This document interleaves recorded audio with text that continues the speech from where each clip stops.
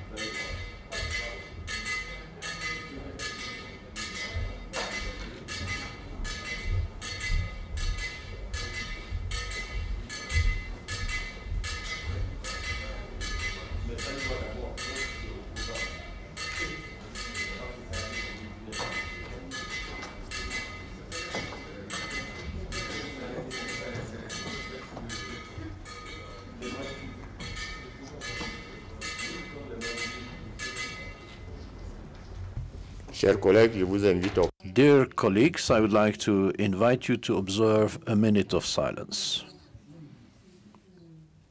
Silent prayer.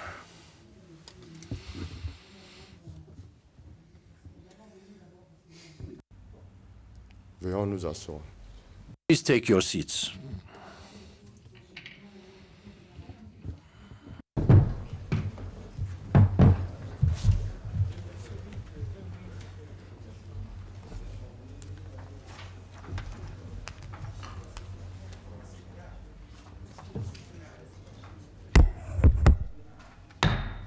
La séance est reprise. The session is called to order. Honourable members, in conformity with the provisions of Article 37AH of the Rules of Procedure, I have the honor and the great pleasure to invite to get into the chamber His Excellency, the Ambassador of Palestine, and Mr. Ferdinand Katidenko, Chief of Staff of APRM.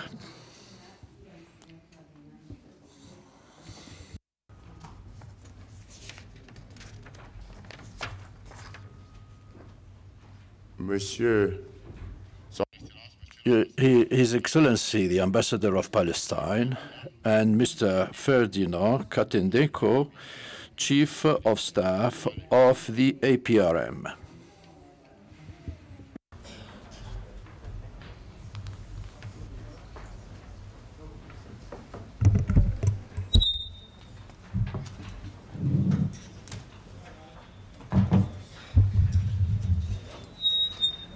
Dear colleagues, I would like to welcome you once again in this chamber this morning and would like to recognize here amongst us members of the press, the interpreters, and all our guests. I would like, as it has been the custom, wish you very good deliberations all along this day, which is quite loaded. The first item of the agenda is the statements and messages of solidarity. Honourable members would like to invite His Excellency, the Ambassador of Palestine, to deliver his message of solidarity. Excellency, Ambassador, you have the floor.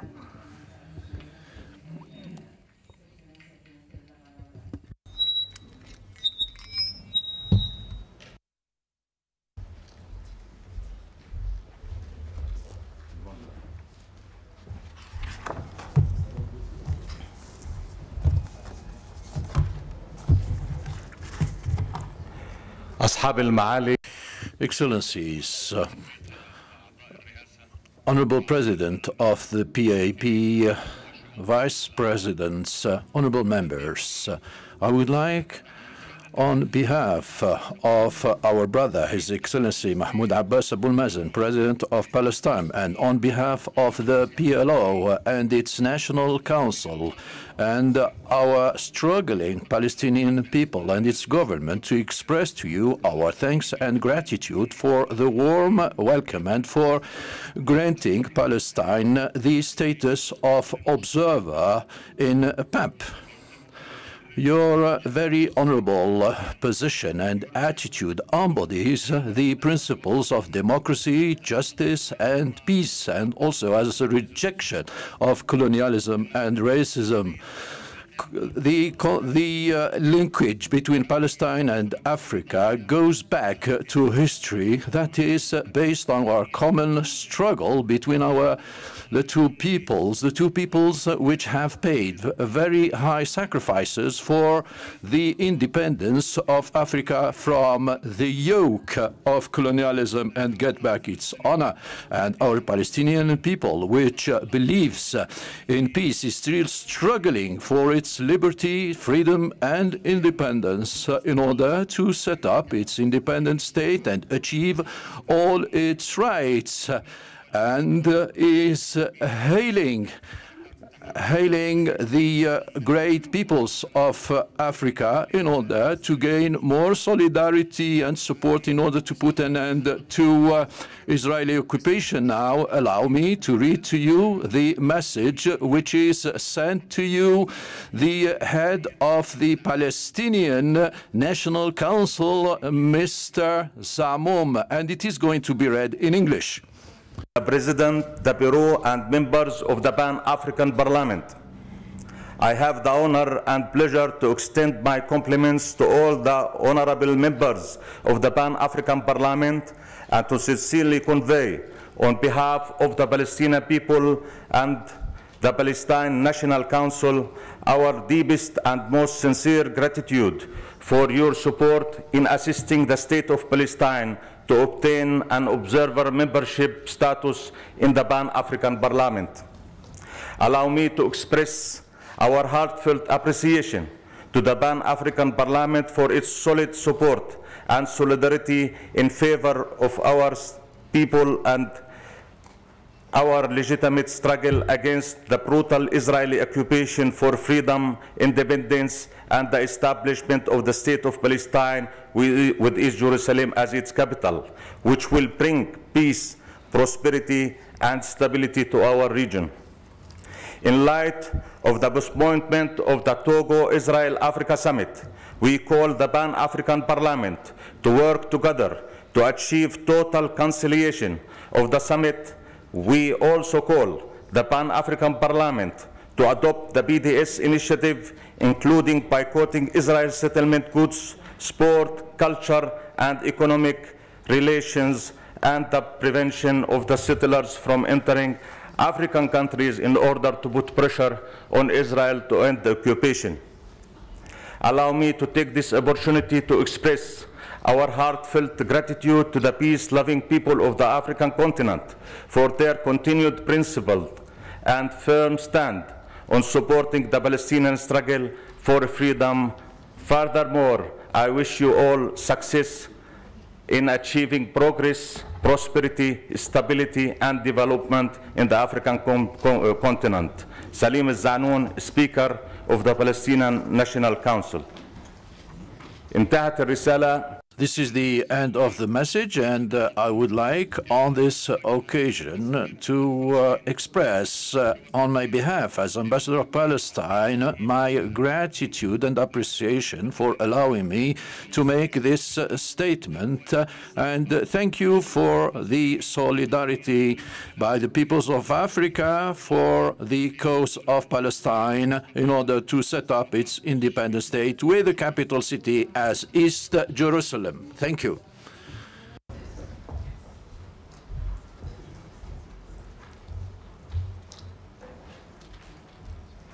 Merci, Monsieur l'Ambassadeur. I thank you, Excellency Ambassador. The second item of the agenda, I would like to invite the clerk to read to us the first item of the agenda. You have the floor, Mr. Clerk. Presentation and debate on the African peer review mechanism and the role of parliamentarians.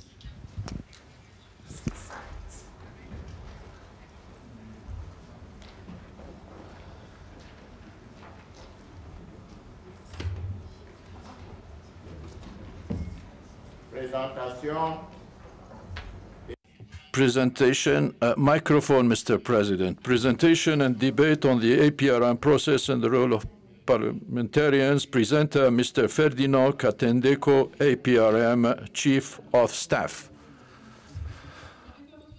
Ah, excusez-moi. Présentation. A presentation and debate on the APRM process and the role of parliamentarians. I would like to invite Mr. Ferdinand Katendeko, APRM Chief of Staff, to make his presentation. Mr. Ferdinand, you have the floor. Thank you.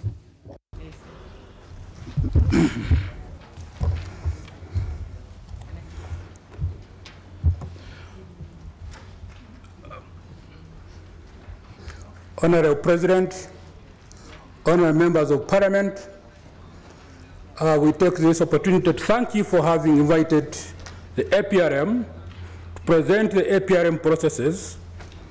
This shows strong relationship between APRM and PAP that is growing from strength to strength, and we believe that this relationship will grow even further.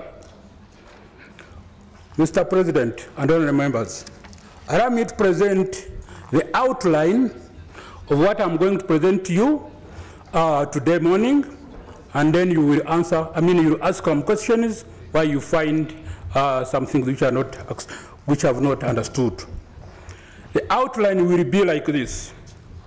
I will give the overview, then I will give the APRM principles, then I will give the membership of APRM, then I will give the APRM structures in Africa, and then APRM thematic areas, then the role of Parliament, the challenges facing APRM, and then I will give some solutions to some of these challenges, and then we conclude. Honorable members, the APRM is a self-monitoring instrument established in 2003, voluntarily acceded to by all member states of African Union. Every member of African Union is allowed to accede to APRM. To date, we have got 36 members of AU that have acceded to APRM, and 21 have undergone the APRM governance review and have been reviewed by the APRM Forum of Heads of State and Government. Through the APRM, Africa has recognized the relationship between governance and development. There are three principles of the APRM process. One, the APRM is nationally owned and led. The review process must be inclusive and participatory. And every review must be technically competent, credible, and free from political manipulation. It is not manipulated politically. These are the member states of the APRM. In Central Africa, we have got 6 of them: Cameroon, Congo Republic, Gabon, Equatorial Guinea, Sao Tome, Principe, and Chad. In East Africa, I've got 6: Rwanda, Djibouti, Ethiopia, Kenya, Tanzania, and Uganda. Kenya has been reviewed twice. That's why you see it with 1 and 2. In North Africa, I've got Algeria, Egypt, Mauritania, Sudan, and Tunisia. Then in Southern Africa, I've got South Africa, Lesotho, Mauritius, Mozambique, Zambia, Angola, Malawi, and Namibia. Then West Africa, I've got Ghana, Nigeria, Benin, Burkina Faso, Mali, Sierra Leone, Liberia, Niger, Senegal, Togo, and Cote d'Ivoire. We are all 36 members. What are the APRM structures? The overall responsibility of APRM is vested in the committee of the participating heads of state and government of member states, called the APRM Forum. A committee of focal points of all member states are responsible for finance and administration of the mechanism. And this committee of focal points is made up of either ministers or somebody at the level of a minister. Then there is a panel of eminent persons appointed by the head of state who oversee the conduct of APRM process and ensures its integrity and that it is not manipulated politically. Then we have got APRM Secretariat, which is headed by the Chief Executive Officer, who unfortunately is not around, simply because he had other equally important missions which he had to achieve this morning. And this provides the secretarial, technical, coordinating, and administrative support services to the APRM. These are the structures presented grammatically. We have the heads of state at the top on my left, then the committee of focal points, then the panel members, then the secretariat where I belong to. Then in the middle, there is the head of state who is overall head, of course, followed by the focal point who is at the level of minister, and then the National Governing Council who are responsible for the supervision of the APRM process in the country. And then down we have got the secretariat, which also does the coordination and the administrative duties. Then we have got strategic partners who support us. They are UNDP, ECA, African Development Bank, African Capacity Building Foundation, and Mo Ibrahim. All of these have got offices here, but they are not foreign, but they are all based in Africa. The thematic areas which we handle are specifically four, and I believe this is the areas which the PAP also handle: democracy and political governance, economic management and governance, corporate governance, socio-economic development. Those are the main four areas. These four thematic areas have got objectives, and democracy and political governance has got 8 of them. I don't know whether you can see them very well, but I can give you my presentation later.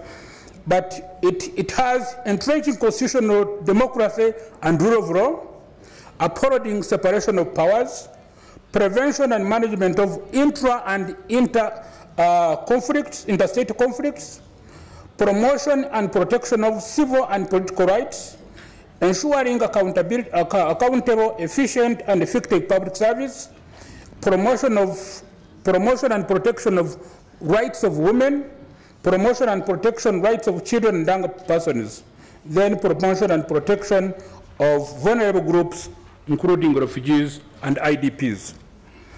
Then economic governance has got 6 objectives. It designs economic policies and sustainable development. It encourages ownership and participation of key stakeholders in policy formulation and implementation. It also promotes sound public finance management. It fights corruption and money laundering. It accelerates and deepens regional integration in monetary trade and investment domain. It also develops and implements trade and investment policies that promote economic growth. When we go to corporate governance, it has got 5 objectives. It promotes enabling government and effective regulatory framework for doing business or for business organizations so that they can do business very well. It ensures effective leadership, accountability, and organizations. It ensures ethical conduct within organizations. It ensures organizations treat stakeholders fairly and equitably. It ensures that organizations act as good corporate citizens. Socioeconomic development has got 4 objectives. It promotes and accelerates broad-based sustainable socioeconomic development. It encourages broad-based participation and development.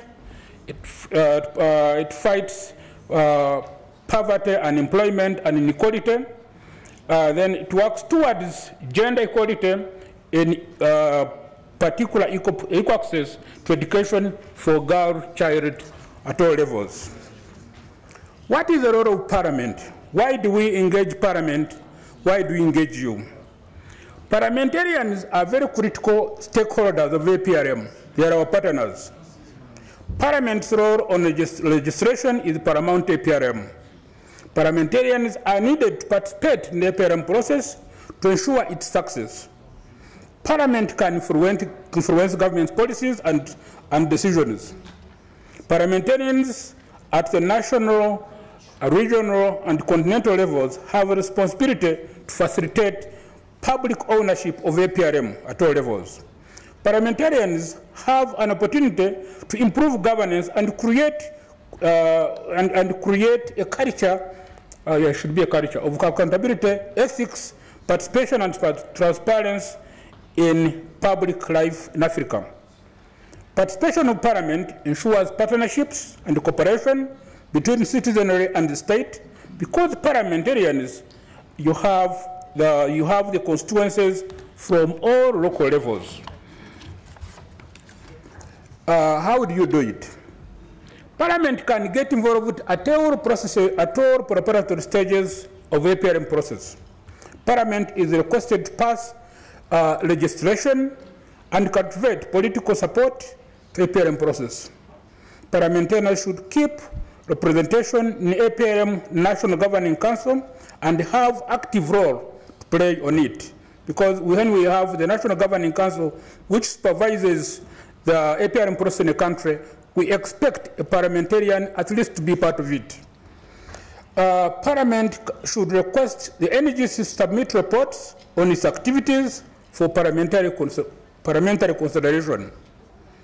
Parliament should develop strategic partnership with CSOs in moving APRM process forward. Parliament should organize and take part in the sensitization sessions and events on APRM. Parliament can establish parliamentary committee which is responsible for defining, overseeing, and organizing engagements in APRM. They can also pass budgets for APRM. What are the challenges facing APRM? There is inadequate awareness of APRM process. Most people, when you go across Africa, will find that most really don't know about APRM. So that's one of the challenges. We have got 36 members when actually we should be having 55 members of the African continent. Then organizing national structures such as designating a focal point and locating it and establishing the national governing councils is still a problem. Funding and resource mobilization for process is still the problem. Most institutions of Africa, I have to put it like that way, lack funds, including APRM. Designating a accurate monitoring, evaluating mechanism for APRM in all countries. Continuity of the national governing councils. At one time, we find that some countries, whenever they finish the first review, then they dissolve the national governing councils, when actually they should be continuing. Then complying with the time framework of the review process is also becoming a problem which we are seeing now. Implementation of APRM recommendations and the national plan of action is also being slow in some countries. We are trying to overcome some of these challenges, engaging stakeholders such as you honorable members, the parliamentarians, the civil society organizations, in raising awareness about APRM. We are trying to simplify the APRM country review reports as well as the APRM questionnaire into electronic one so that it can be user-friendly. We are revising APRM methodology and even translating some methodology tools into local languages. We are securing funding such as establishing APRM trust fund so that we can overcome this problem of APRM lack of funds. Then we are involving PAP members. That's why we are here, so that you can help us popularize and talk about APRM wherever you go. More sensitization of members about its mandate also is really important. Then we have to we are sensitizing the NPO's implementation with assistance of our stakeholders, including the PAP members. In some countries where I have gone, I've found some PAP members and other national parliamentarians are actually helping us a lot. Conclusion. Parliaments are very important stakeholders in APRM process, because both APRM and Parliament aim to promote good governance on our continent, and we need each other. Despite shortcomings, APRM is an unprecedented tool of governance in the history of the continent and even in the world, and Parliament should help us to promote this. APRM is a promising tool to identify key areas of intervention, of governance, and set priorities for reform in Africa. All stakeholders, including parliamentarians, civil society organizations, government, private sector, media, need to embrace and support it for realization of good governance on the continent. With APRM, Africa is showcasing the continent's innovative thinking on governance and socio-economic development. Together, APRM and PAP will drive governance on the continent. Honorable members, I thank you very much for your attention. Thank you.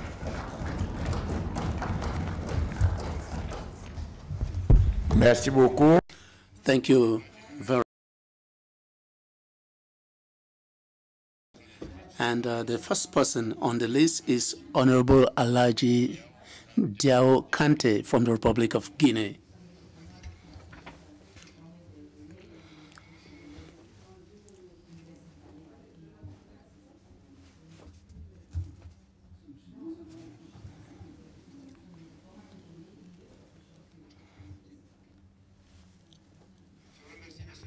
Thank you very much, Mr. President, for giving me the honor to open the discussions of our meeting today.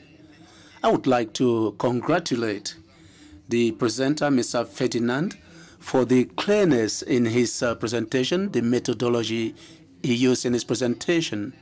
If I have to ask a few questions, it is because from what I've heard, my country, Guinea, should also be able to submit itself to evaluation. The fact that we have very little time, about 66% of our countries have been subject to this evaluation. Therefore, there's an interest in carrying out this evaluation. And also, I would like to be convinced so that I can convince the authorities. That is why I would like to ask some questions to the presenter. That is, first of all, what is the starting point of the decision to submit a state to evaluation? Is it the state? Is it from the National Assembly? Is it from the representative of the African Union? What is the starting point to evaluate a country? Secondly, what is the cost of this evaluation? That is the average cost, because I believe that all these countries have been subject to this evaluation. I would like to know about the cost, so that we could include it in the budget, and so that we should know what measures could be taken to fund it. The last question I would like to ask is, among these countries which have been evaluated, what is the impact of this evaluation in the political life, in the social cohesion of the country, in relation to those who have not been evaluated, from the point of view of stability, tranquility, and the management of the country in the political and economic perspective? What is the impact of this evaluation? These are some of the questions which I really wanted to ask, for which I would need clarification based on the report which has just been made. If I could have clarification on these issues, I would be very, very grateful. And thank you very much, Mr. President. Thank you very much, dear colleague. We would give the floor to Honorable Ignacien from Rwanda. Thank you, Mr. President. I have two comments. The first is that this evaluation based on the will of countries. Now, I would like to ask the representative of the APRM, this manner of doing it, this evaluation which is based on the goodwill of countries, can't it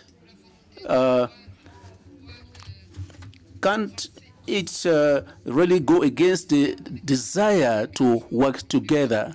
Don't you think that one day you may not be able to have any countries which will express their goodwill for their countries to be evaluated? Secondly, This morning, we're expecting 4 reports of the APRM from Djibouti, Senegal, Chad, and Kenya, which were evaluated for the second time. Now, I would like to ask whether you faced any problems. Why are these reports not available? Because we've been waiting for them for quite some time. Thank you very much, Mr. President.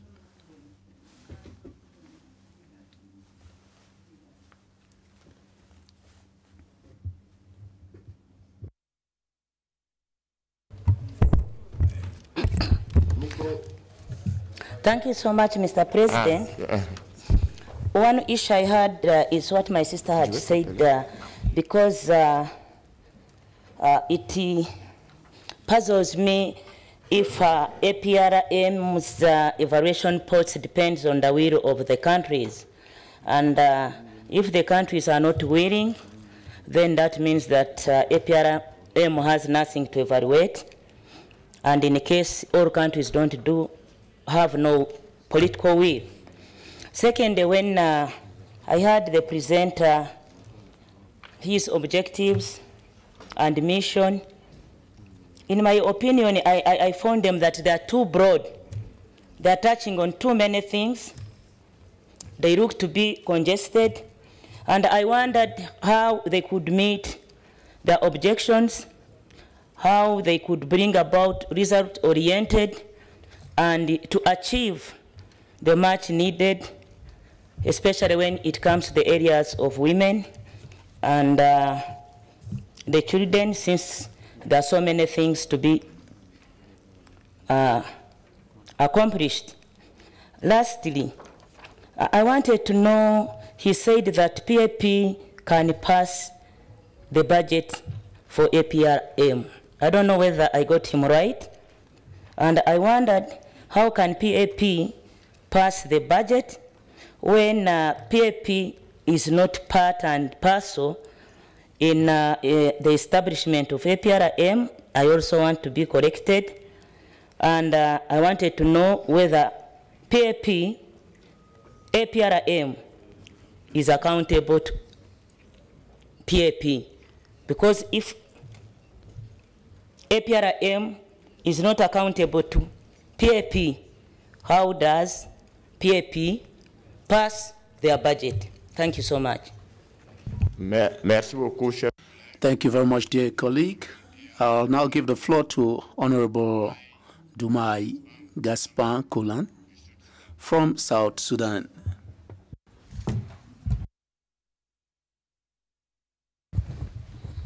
Thank you, Mr. President.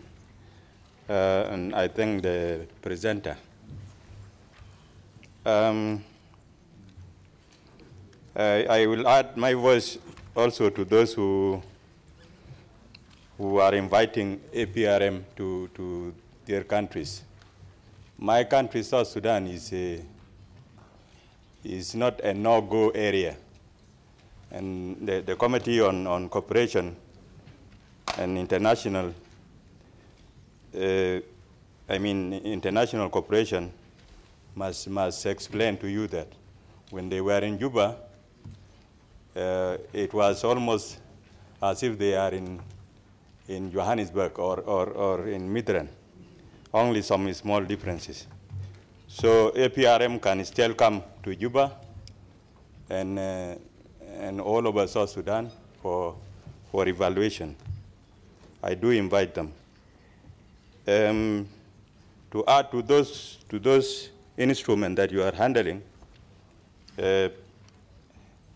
I think peace building is important for socio-economic development and for democracy, because you cannot practice democracy in an environment that is not peaceful and that is not stable. The same to social economic development.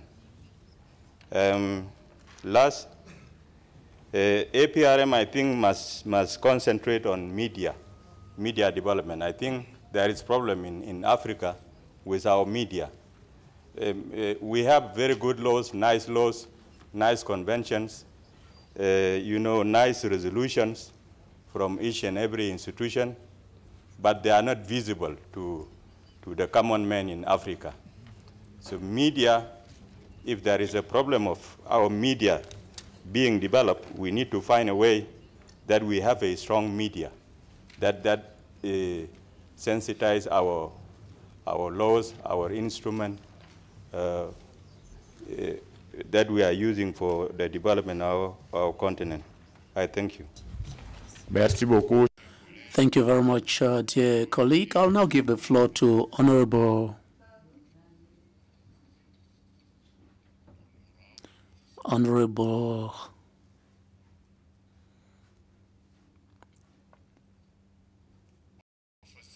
Professor Ogenga Latigo Maurice from the Republic of Uganda. Professor, please, you have the floor. We'll hand the floor to Honorable Zalikato from the Republic of Guinea. Thank you very much, Mr. President. In turn, I would like to congratulate Professor Ferdinand, who just made the presentation on the APRM. On several occasions, we've had the opportunity to welcome experts from the APRM to give us a situation and to present reports on countries which have been evaluated. Consequently, the relevant role of this evaluation, which is voluntary in Africa, and the interest cannot really be criticized from the point of view of our analysis. We can only encourage countries to subject themselves to evaluation and to be part of the APRM so that we have an Africa where good governance, democracy, and respect for human rights and justice are taken into consideration as enshrined in the 2063 agenda. So, meanwhile, I believe that the role of parliamentarians is very important, especially for us, countries which have not yet adhered to this self-evaluation, as my compatriot from Guinea, Lauja Kante, said. This said, there are 36 countries which have adhered to the APRM, and 21 have been evaluated so far.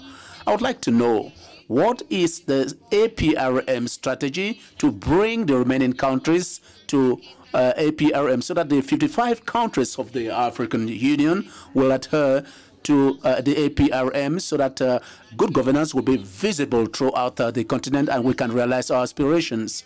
My second question relates to the follow-up of recommendations by national committees of the APRM.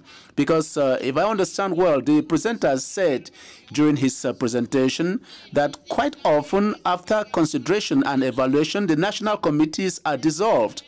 And this could have an impact on the failure to carry out follow-up. So I would like to know what the APRM plans to do so that these national committees will be sustainable so that recommendations will be taken into consideration. And I would like to share the views of my colleague from Rwanda, who asked why the reports which were announced were not presented. Thank you very much, Mr. President. Thank you very much. We give the floor to Mr. Mohamed Kazam from Mauritius. Mr. Have been covered by the other speakers. Thank you very much, dear colleague. We'll give the floor to Honorable Jelas Daniel Ngabirabe from Burundi. Thank you very much, Honorable President, for giving me the floor. I would like to begin by congratulating the presenter from the APRM. But meanwhile, I would say that in my country, the APRM is unknown. And here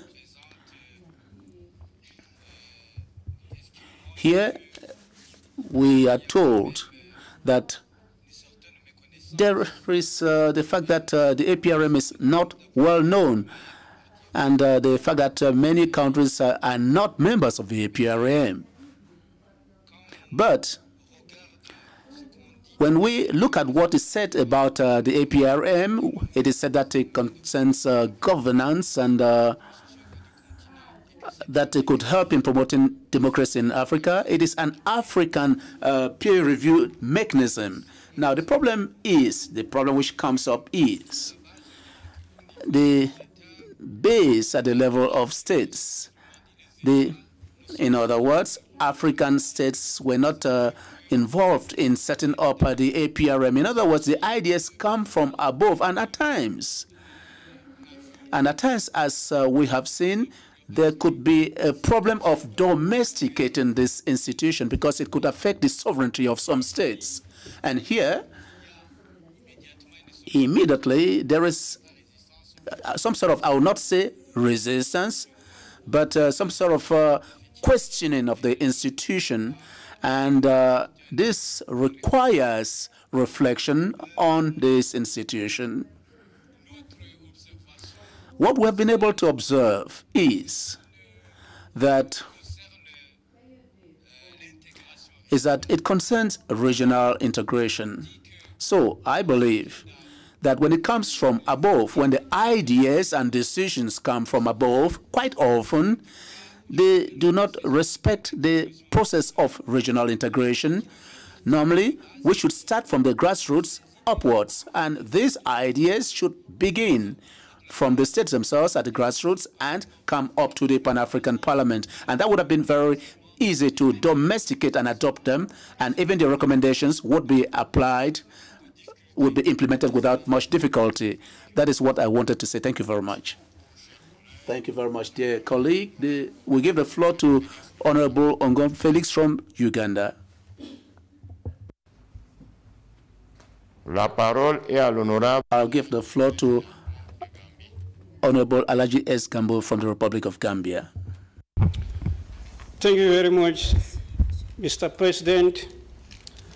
I must begin by thanking the presenter for this precise and wonderful presentation on an initiative that I believe should be embraced by all countries in Africa, as is one of those ventures that is aiming to bring about a very developed and better Gambia.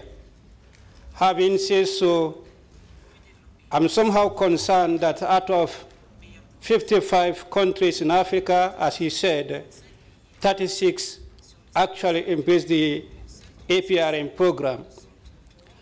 I want to know at this juncture why the rest of the countries, so important initiative as this, are not embracing, in particularly my own country, the Republic of the Gambia, and what may be the reason why those remaining countries are not taking part. And precisely, finally, one important part of it that talk about the corruption aspect. What may be the mechanism in trying to work towards eradicating corruption in Africa, which is a cankerworm to our governing structures. Thank you. Merci beaucoup. Thank you very much. I'll give the floor to Honorable Fidel Rigamba from the Republic of Rwanda. I thank you, Mr. President. I also thank the presenter, Mr. Ferdinand Katendeko, for the concise presentation. I believe that we as people's representatives, it is incumbent upon us to know what happens in our countries. Thus, it is good that we get to know about these reports concerning respective countries. I also want to thank the PAP authorities for having made it a good practice to have APRM reports of certain countries presented. However, I regret that it's supposed to be presented didn't appear. Mr. President, it takes a lot of courage to be peer-reviewed. That's why I congratulate countries which have availed themselves for peer review. Some have done it once, others have done it twice, like Kenya. My country, Rwanda, was among the first 16 countries to be reviewed back in 2005. At that time, things were not yet well in place. We had just got out of genocide against the Tutsi. We had just got out of the transition period. Things were not yet in place. I imagine there are countries out here which are better established. That's why I'm encouraging the countries that are remaining to take bold steps and be peer reviewed. It is voluntary, but it's a very good tool of governance. And in that vein, I would also want to ask Mr. Katendeko when Rwanda will be reviewed the second time. Lastly, Mr. President, the last time I remembered, we had an APRM PAP committee here, which was spearheaded and chaired by Honorable Onyango Kakoba, who is no longer a PAP member. I don't know what happened to that committee. If there is anybody who knows, if Mr. Ferdinand knows, please tell us. Thank you, Mr. President. Thank you very much. I want to give the floor to Honorable Safia Elmi de Djibouti.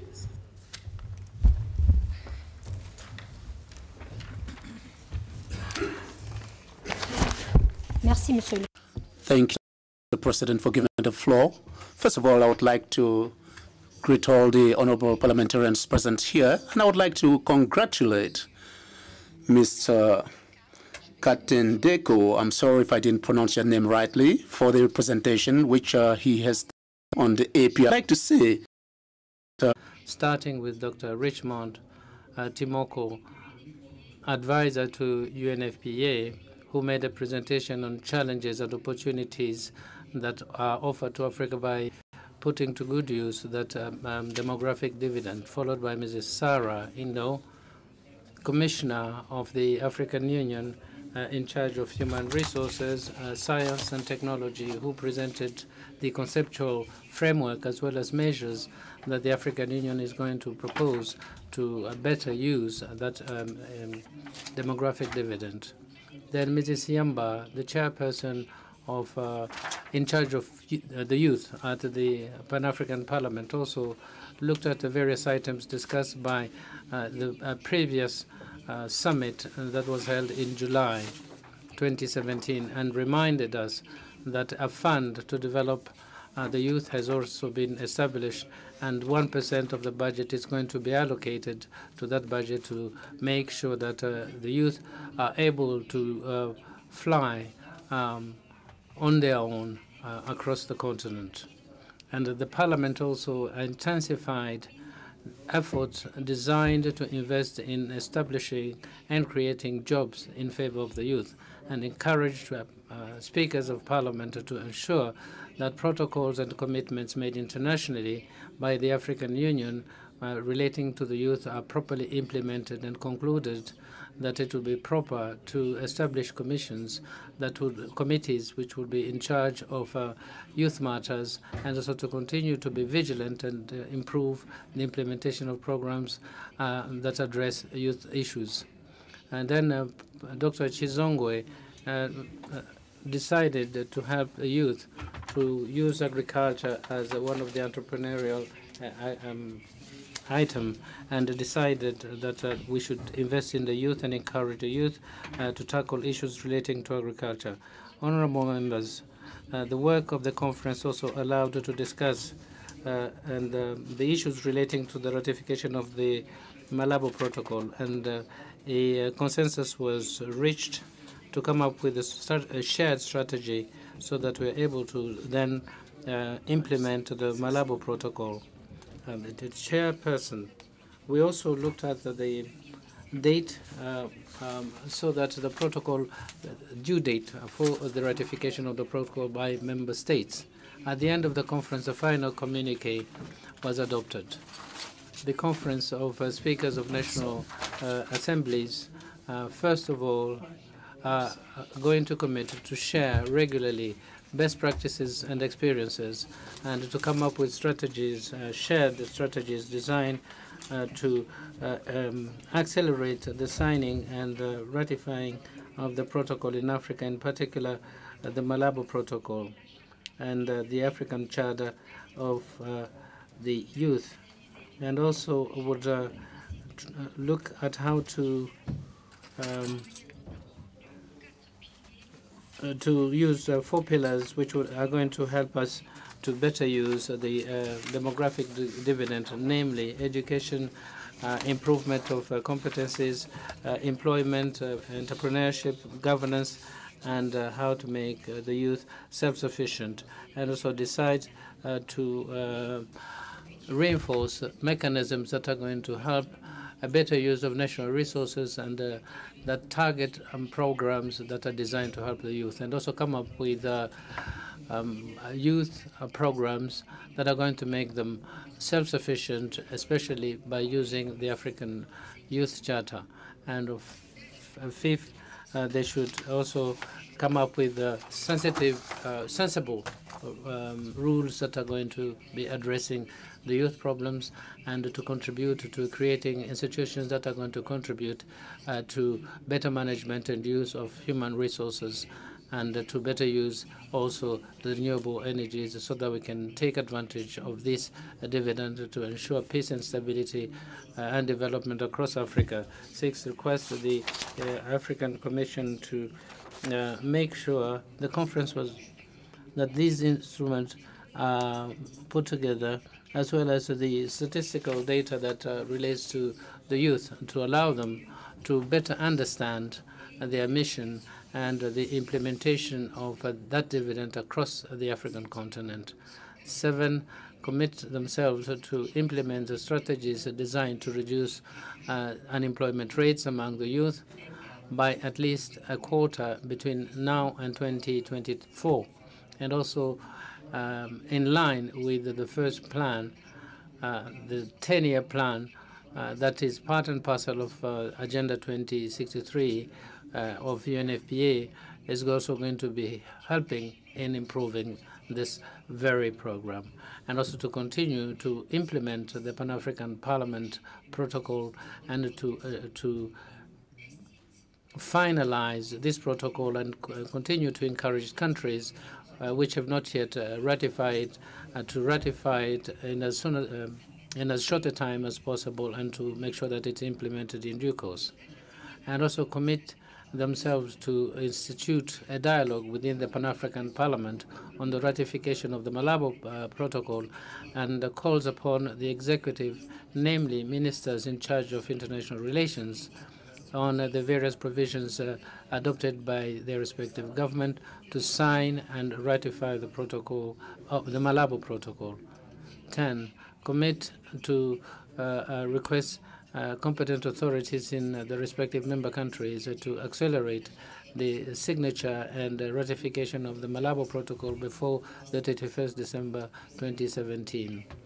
11, then plead for the establishment of focal points to help strengthen the bureaus so that they're able to follow the implementation of the various instruments of the African Union, especially those who are in charge of international relations in the member countries, and commit to discuss the various items relating to the reports presented by the Pan-African Parliament.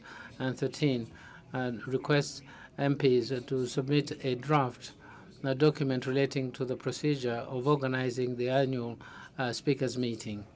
14, appreciates and supports the various decisions taken by the speakers meeting, which was held on the 10th July 2017, and also recommends to make sure that the speakers meeting is properly organized at the due date and gives a report to the next conference. and finally expressed its profound gratitude and congratulations to the government and people of South Africa, as well as the Pan-African Parliament, for the warm welcome which was reserved to the various delegations and the success of the current conference. Honorable members, the Right Honorable President, Honorable Roger Ndang, in his closing statement, reiterated his gratitude to the South African Parliament for the continued support. Thank you very much for your kind attention.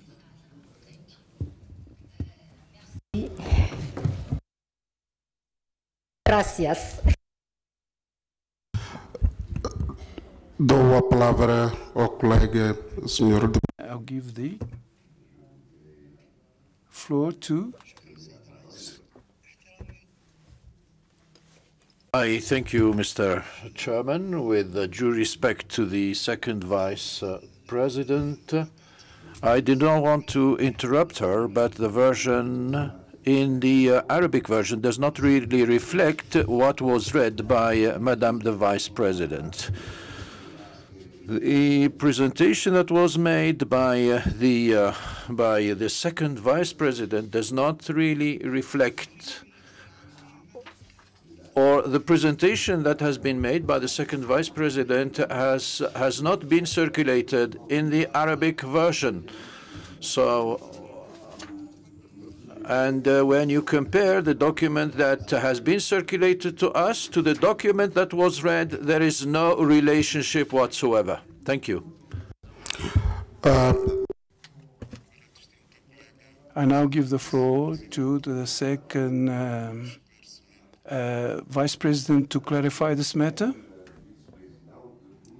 Monsieur le Président Thank you, Honorable President, for giving me the floor. At the beginning of my presentation, I said that I was going to read out a summary. This is a summary. So it was not possible for me to give you a reading of the entire document that you have with you. Just 1 minute, I'm going to conclude. There is a document, of course, which was given to delegates, and I had made a summary of it.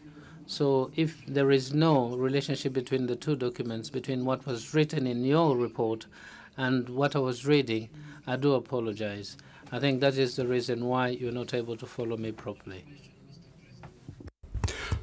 Observation. Now I give the floor to you. Thank you, the Right Honorable President. I think she gave us sufficient information in the report that she presented.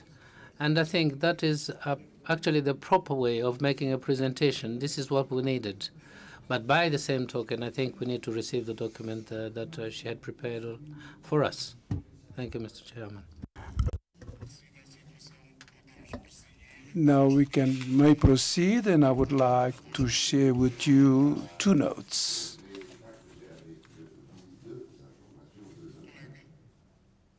Dear colleague,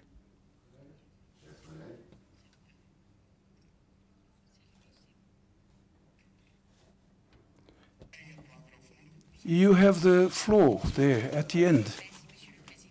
Thank you. Muito obrigado, Sr. Presidente. De ce rapport qui a été très clair. Well, the report was very clear, and therefore I'd like to congratulate the second Vice President. But I want to draw your attention on page 8 of the document, where it is mentioned that there are going to be additional details in Annex 1, which do not appear in this report. Thank you. I would like to advise colleagues that the annexes are being drafted or reproduced and will be in due course given to you. It may happen that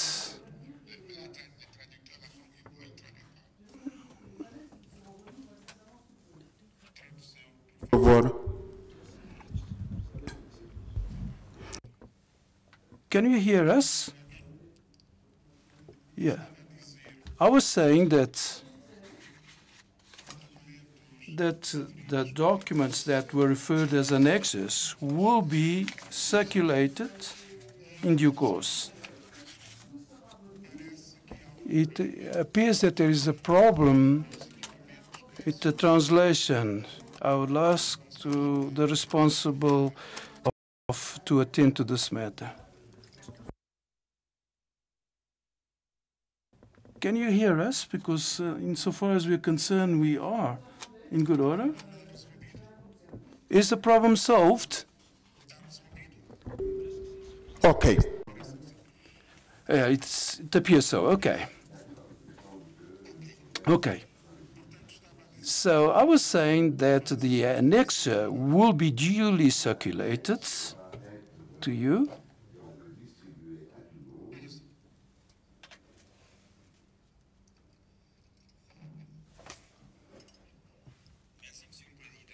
Thank you.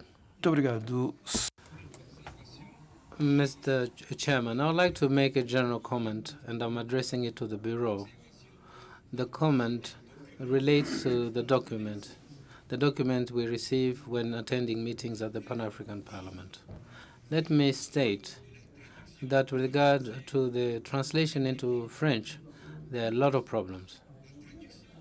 The translation is not faithful to the original. I think this is a general comment regarding all the documents that we receive here, to such an extent that yesterday I was forced to request the English version of the last document that we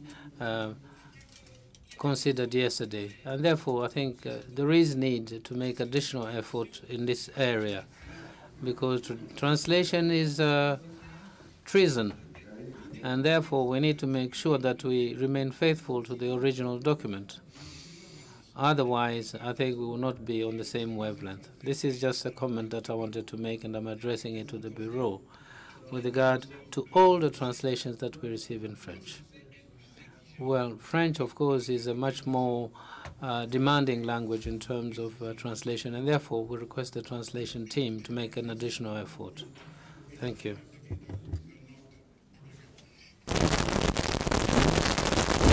That the annexes are going to be circulated, and secondly, to remind you that this is only an information about what has happened, and in this way, the document will not be subjected to adoption. So the members that asked to take the floor will be using it, and we shall take note of whatever has been observed. In conclusion, I now give the floor to the Honorable Ousmane Kore Jaku of Niger.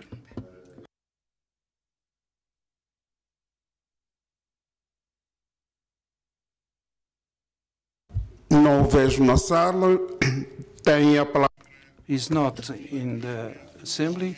Now it's Mijire Anifa Kawoya of Uganda. You may take the floor.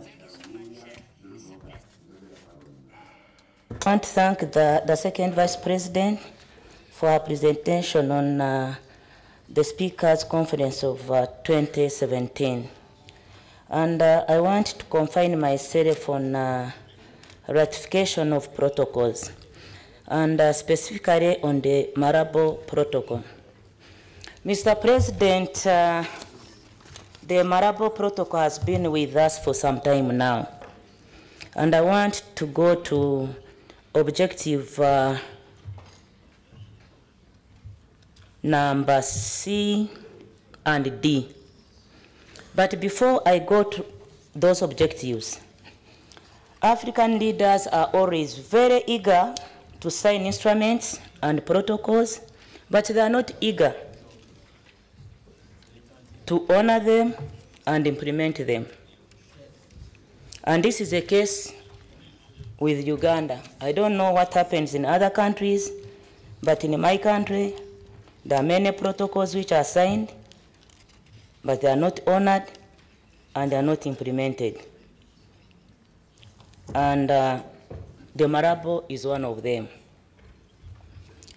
When you look at the objective number C and D, I want to know from the second Vice President, how would the speakers know or assess progress made by the parliaments towards the ratification, acceptance, and implementation of the African Union treaties, or identify the difficulties made by parliaments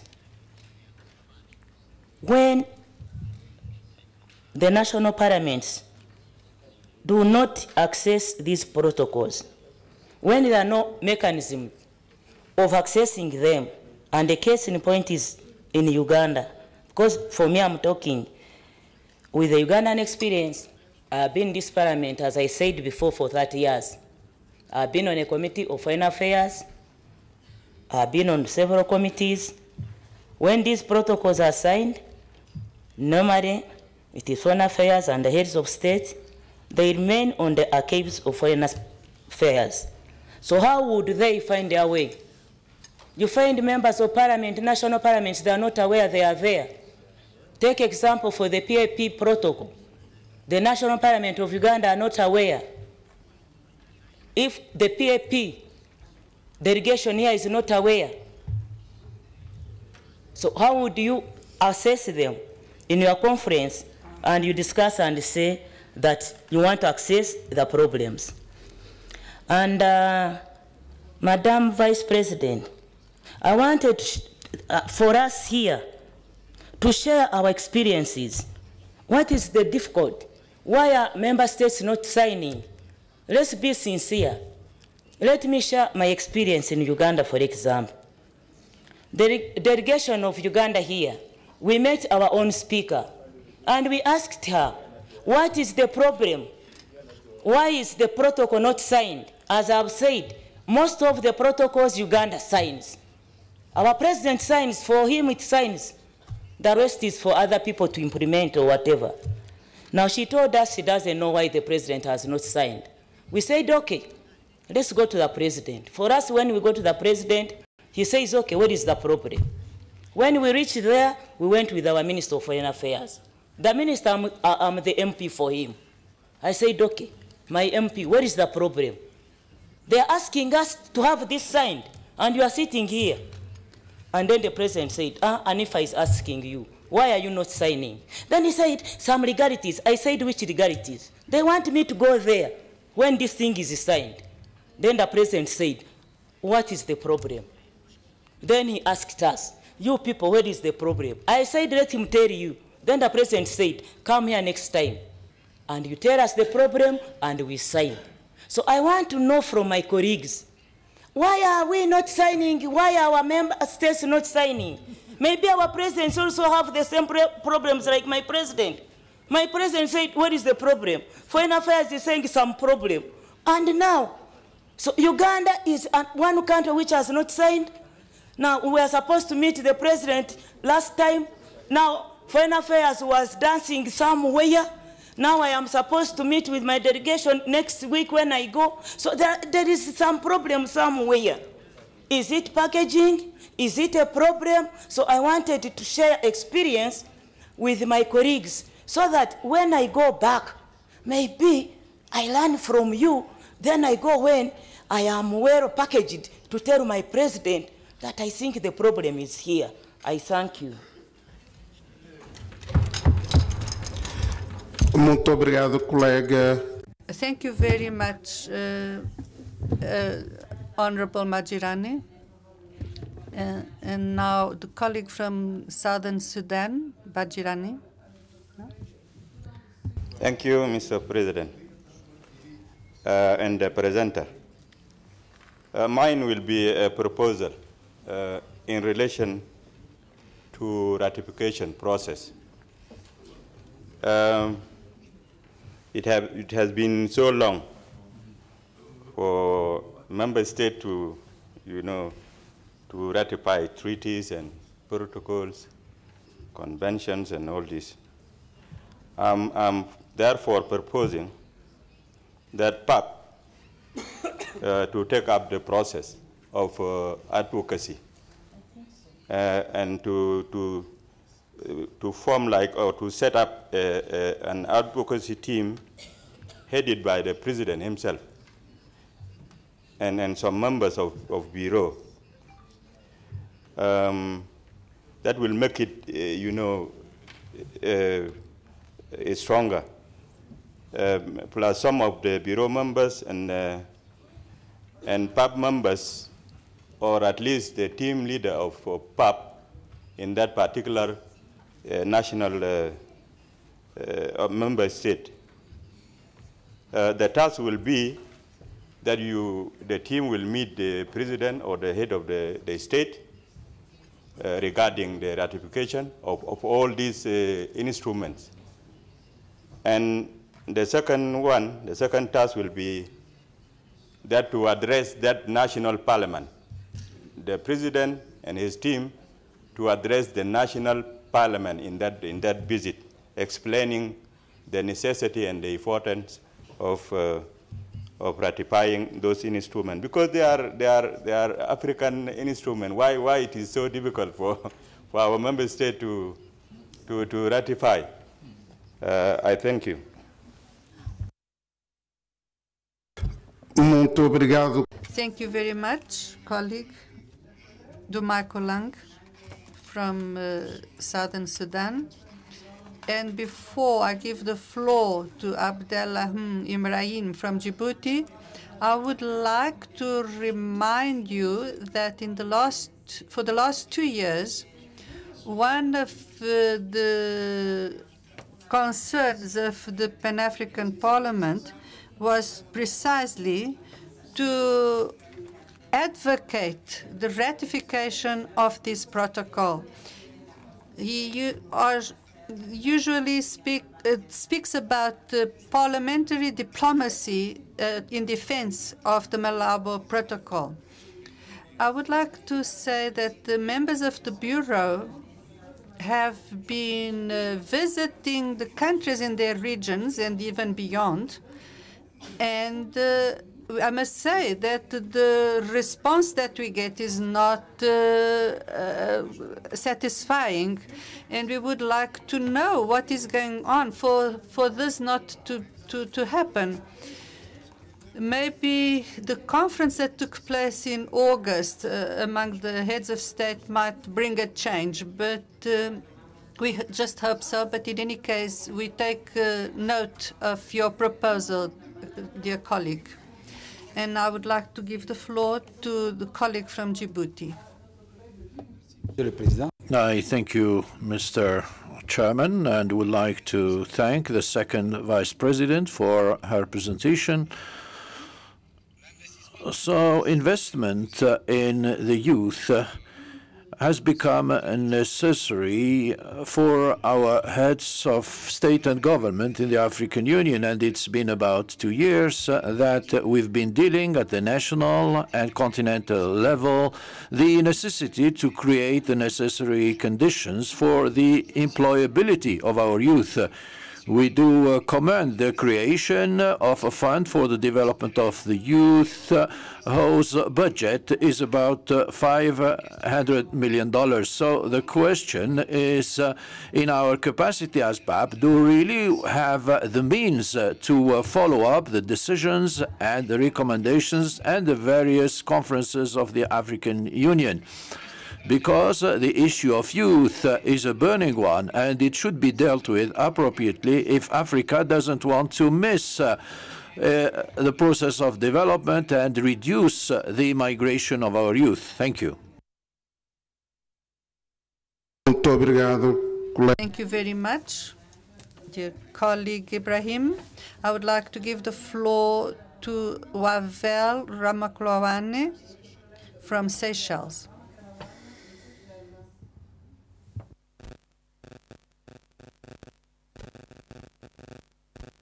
Na sala. Agora convido o distinto professor Geoffrey Lungwangwa. I'd like to invite Geoffrey Lungwanda from Zambia to have the floor. Chair, Mr. President, Zambia would also like to join the other colleagues in thanking the Secretary Vice President for a very clear and detailed report on our speakers' conference.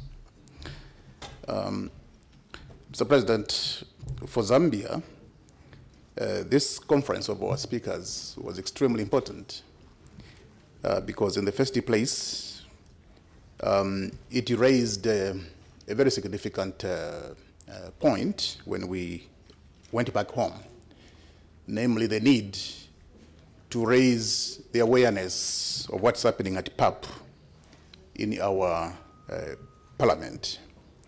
Yes, we do make comprehensive reports to our parliament, and those reports, to a large extent, raise a number of issues in terms of the activities we do here.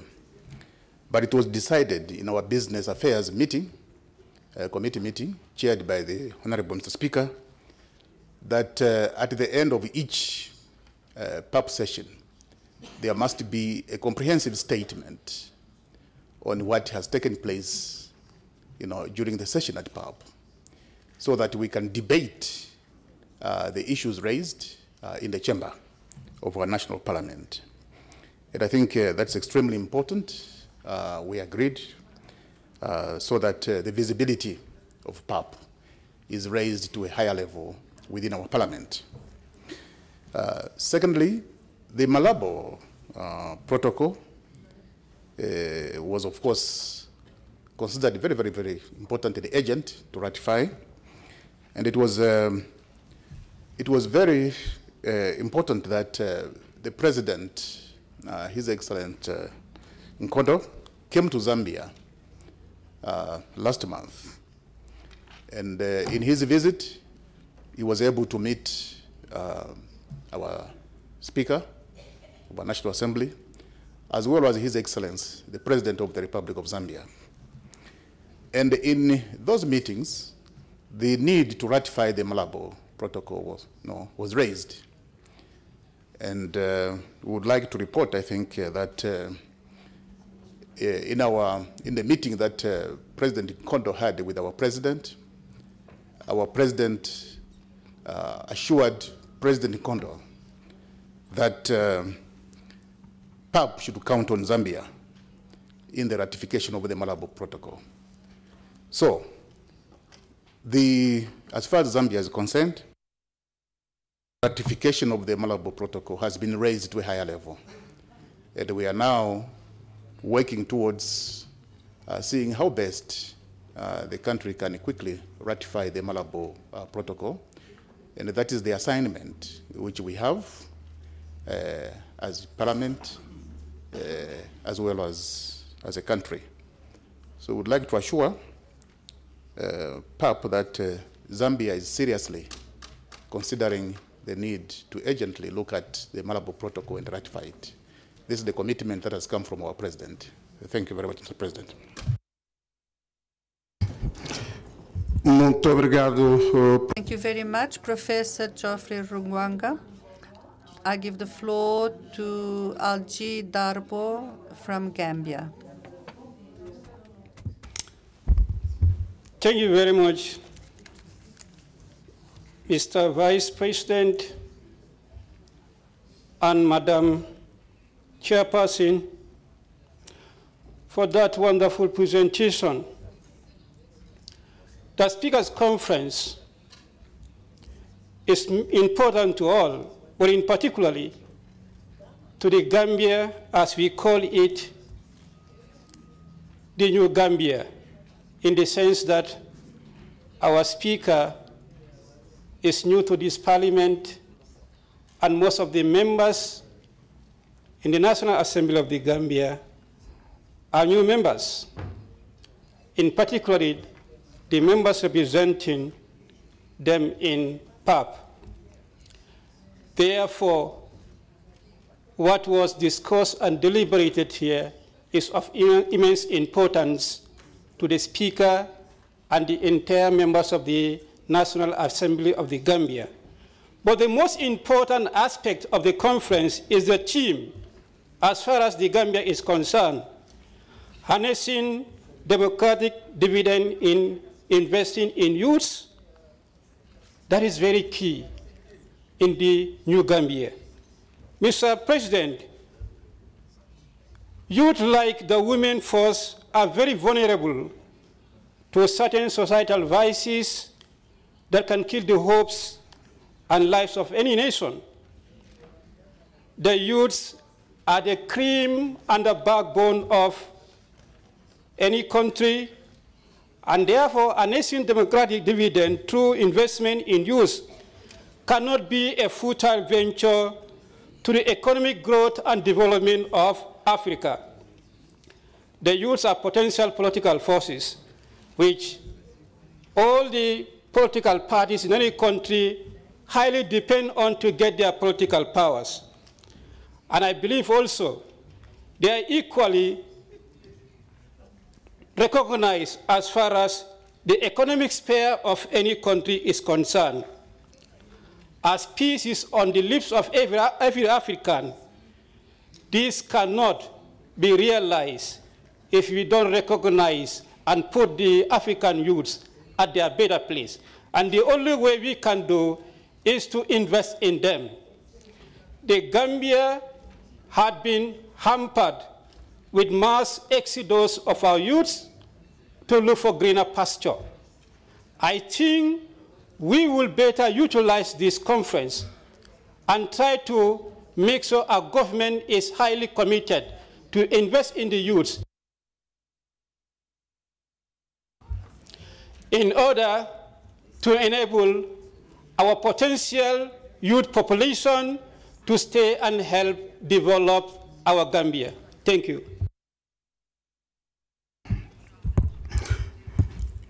Obrigado, colega Darbo. Thank you very much, colleague. I would like to give the floor to the Honorable Mamed Soumite from Mali. I thank you, Mr. First Vice President. I thank you, Madam Second Vice President, for the clarity of your presentation, and we hope that we'll be able to have a copy of the presentation that you have made. My intervention is at two levels. During the last conference, the speakers of national parliaments have decided to work in order to speed up the ratification of the protocol by member states by the 31st of December. What are the initiatives that have been taken by PAP in order to ensure the follow-up of this decision that has been taken during the conference of parliament's speakers? And how can you evaluate that? I know that some have already made progress, but where are we so far as the ratification is concerned? My second point is about Mali is the first country to have ratified this protocol, but as head of the delegation, I was heard by the Committee of Foreign Affairs. There are two articles which we needed to discuss, and these articles are said to be in contradiction with Article 2. Article 2 stipulates that parliamentarians represent populations, while Article 5 says that members of the Pan-African Parliament are chosen outside, are selected outside the Pan-African Parliament. And there is Article 10, which says also that Pan-African parliamentarians their fees continue to be borne by their member states. So there are some contradictions. I think that PAP has a major role to play. We can continue the process, but improve also what we have here, because in fact it's other persons who have drafted the protocol instead of us. The participatory approach of members who are the representatives of the peoples has not been really embodied. So this is a work of technicians who have worked on our behalf. I think that PAP could be a force of proposals, and that these articles should be amended.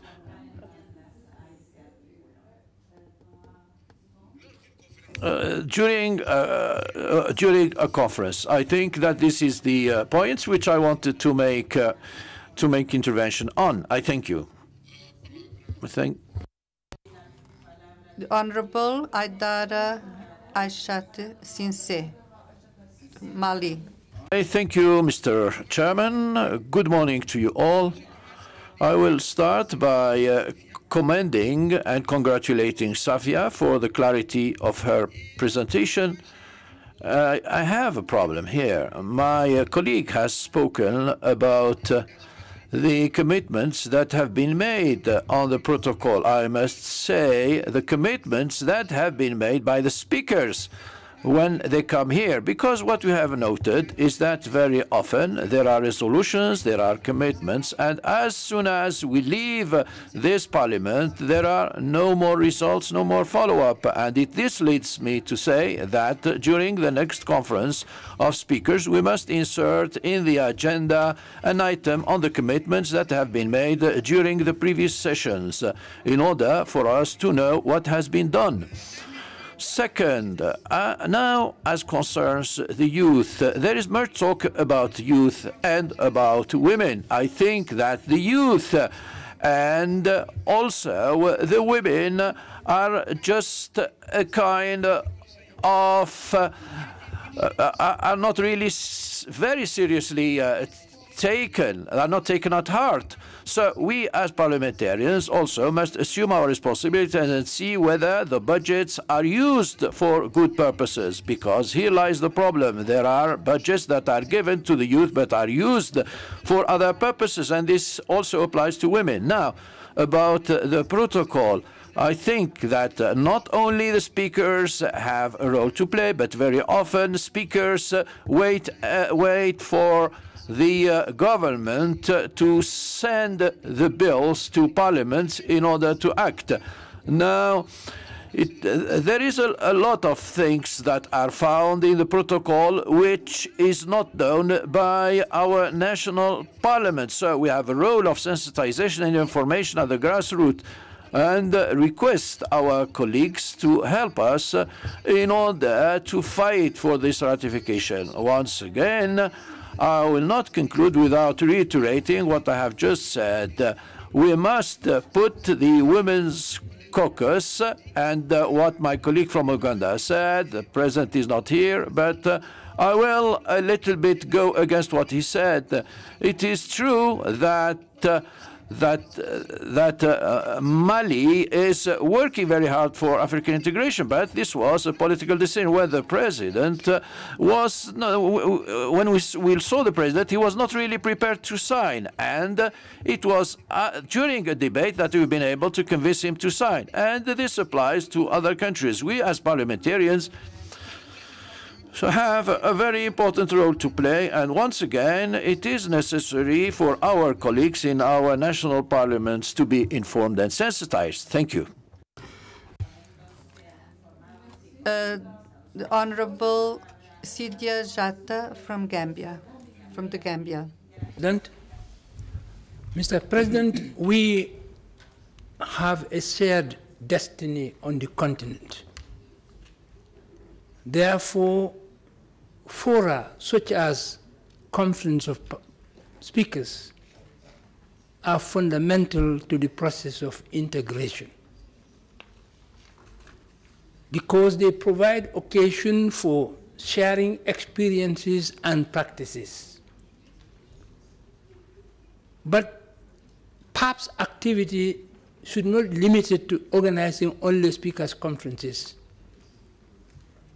We should go beyond that. PAP should begin to interact with all the regional parliaments. PAP should begin to interact with all the national parliaments, because these are fora which help us to share experiences and practices. We must not forget the fact that in the final analysis, certain practices are eventually going to be harmonized on the continent in the long run. With regard to the Malabo Protocol, we talked about it the other day. I repeat what I said. It is not enough to sign protocols. some people have been talking about signing protocols. It's not enough. I'm sure Malabo Protocol has been signed by almost all the countries, but it is shelved there because it has never been submitted to Parliament for ratification. It's only when a protocol is ratified that it can be implemented. But once it is signed and not ratified, it cannot be implemented. And I have said here the other day that there are protocols which have been signed and ratified decades ago, and they have never been implemented. It was in Maputo the other few years ago that it was decided that 10% of our budgets should be allocated to agriculture. It is not done. But we know that without agriculture, we cannot move. We cannot have what we talk about food security on the continent unless agriculture is developed. And agriculture cannot be developed without investing heavily into it. So that decision is still not implemented. But we, as I said the other day, we parliamentarians, we have a fundamental role to play. We can help to bring about the implementation of protocols once they are ratified. Mr. President. 1 minute, please. Once we ratify protocols, it is our duty to ensure that they are implemented, because we don't ratify for the ratification's sake.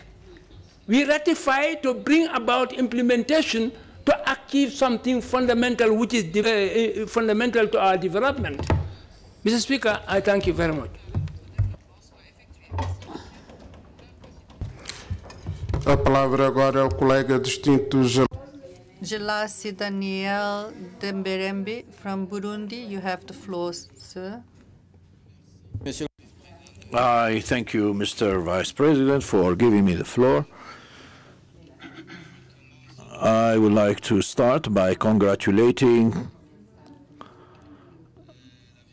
the Vice President, who has just presented her report, which is brief but comprehensive and which has raised a few difficulties, especially that in the French version of the document there are things which have not been reflected in the text, which would have allowed us to react. I do fully agree with what our colleague Ms. Sidibé from Mali has said, and also agree with the previous speaker, Sidia Chata, Honorable Sidia Chata. But to this, I would like to add that that we have already heard the report of CAPA. And this CAPA report has told us a lot of things. And if we have to reflect or to submit this report in this would not be encouraging and would not encourage the speeding up of the ratification of the protocol, of the Malabo Protocol, which implies that here in PAP, and particularly at the management level, we need to make a lot of efforts in order to encourage respective member states to ratify this time this protocol, because here we would like PAP to be a legislative assembly. Look, for example, what Aleala in the East African community, how they are organized and how they are working. And all this could help you and compare and see how you could also work to the work. And I will end it here and thank you for your kind attention. The Honorable Yaji Diawo Kante from Conakry, Guinea-Conakry.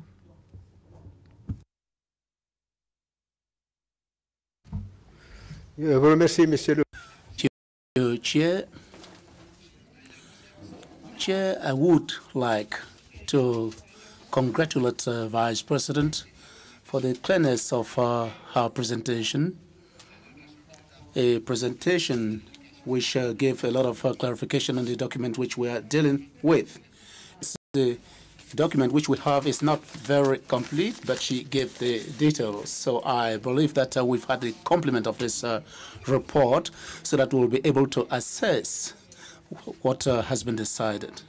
Mr. Vice President, that is my concern. We have the Pan-African Parliament. We have parliamentarians who represent our parliaments who come to sit here. We have decided to create the speakers. That's for different parliaments.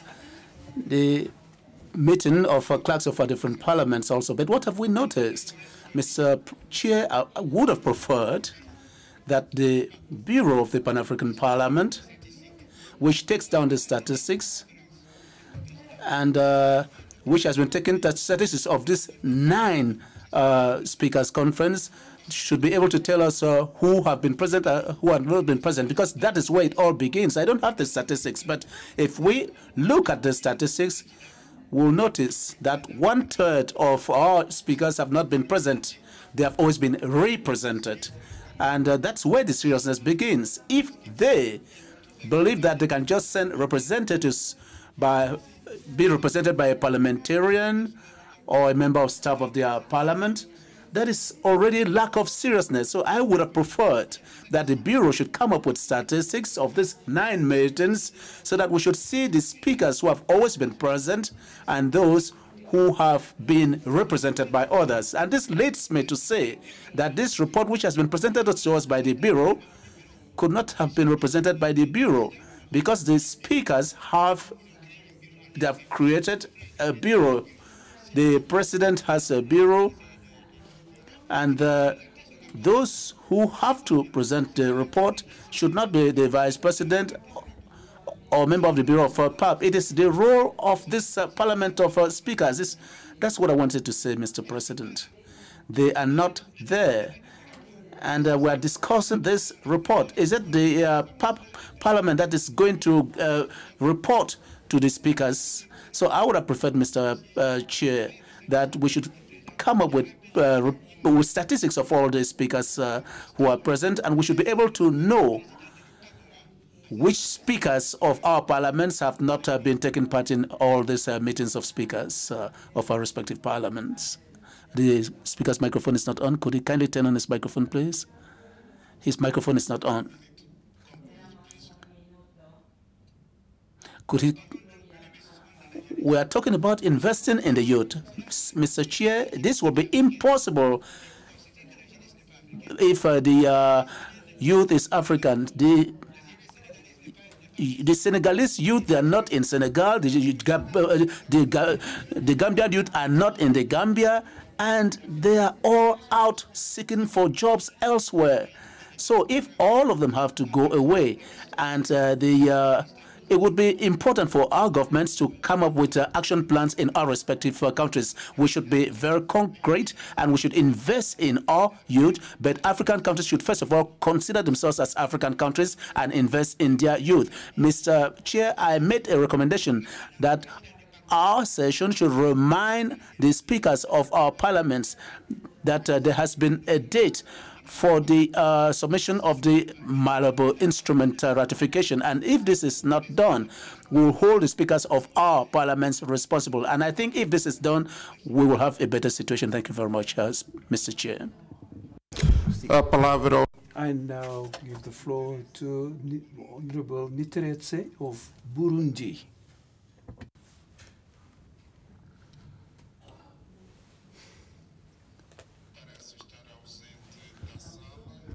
Piers is absent.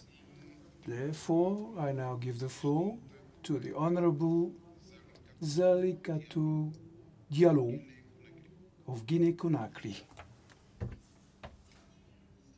Thank you, Chair.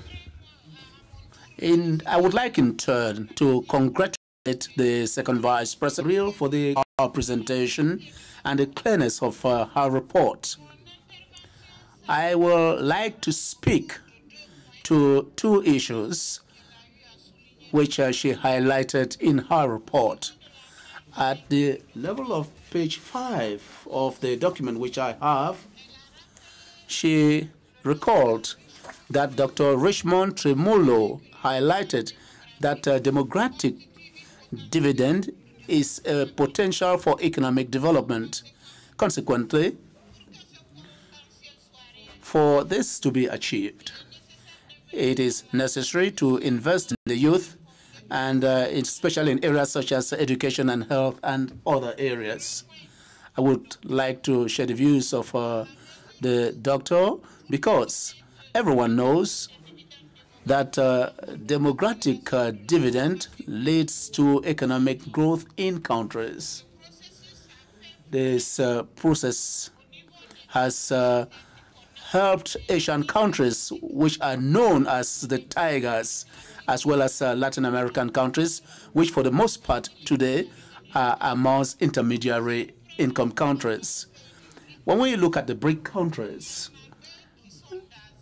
there are some from Asia and some from Latin America. At the level of Asia, we could take the example of China. China was at the same level of development when African countries acceded to independence. Today, China is the greatest reserve of business in the world. That is thousands of billions of dollars of business just before the United States. Now, you yourselves can judge. So when we talk of democratic dividend, we must recognize the fact that it is very important. African countries should take reason to draw from the Chinese example to attain growth. When we talk about Africa, I can tell you that it is within reach. The proof is when President Donald Trump received on the sidelines of the 72nd UN General Assembly, he received on the 20th of September the President Alpha Conde and some other African heads of state. He made a sentence which attracted my attention, and I'll quote, "I have many friends who come from your country and they have made themselves rich," end of quote. That was what Donald Trump said. So 1 minute more, please. And this should tell you that Africa is a continent which, if we know how to go about it, will need good governance, and everything should be put in place to ensure that we may be able to accede to the 7th aspiration of the 2063 agenda, and Africa, which will be a strong and united and influential partner in the international context. Thank you. Honorable Mohamed Rose Utain of Mauritius. President, allow me, like my predecessors, to commend the Vice President on her clear expose.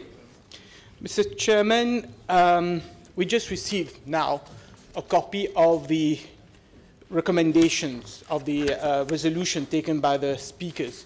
We were supposed to be in our brief, and I note that the appendix is as long as the report itself. The report was on the conference on a theme that was adopted by the African Union, harnessing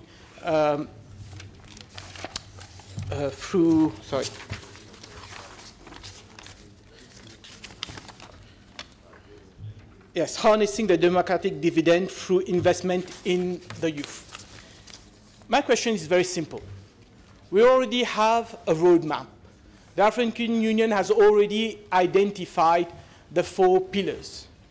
So what was the purpose of having this conference by the speakers and the clerk? What does a speaker and a clerk, what are their role in implementing this?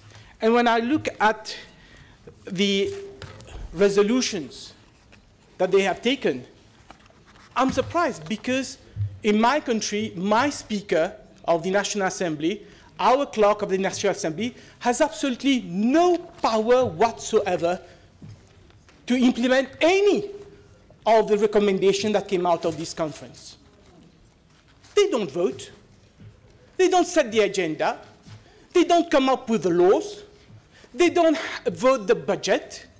Everything is done either by the executive or by the parliamentarians. I can see and understand members of parliament, PAP, coming up and discussing how we're going to implement the roadmap, how we're going to implement and lobby to have the Malabo Convention ratified by our own countries. But I really don't understand. How can the Speaker of the National Assembly stand up in Parliament and say, you know, I want you to ratify the Malabo Convention. I want you to provide funds to help the youth of your country. I want to put this and that. He simply doesn't have the power. I don't know how it is in other speakers of the Assembly, but in my country, neither has the clerk nor the Speaker any power to implement any of the 5-page long resolution that they took at that conference. Thank you. I now call upon Honorable Amusuvi Kapadumu of Togo. Merci, Monsieur. Thank you, Chair.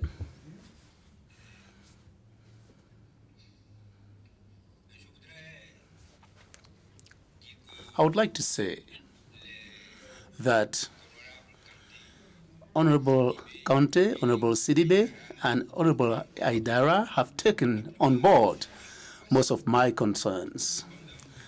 However, I would like to come back to them. First of all, I would like to congratulate Madame, the second Vice President, for her brilliant presentation. Now, I have only questions to ask.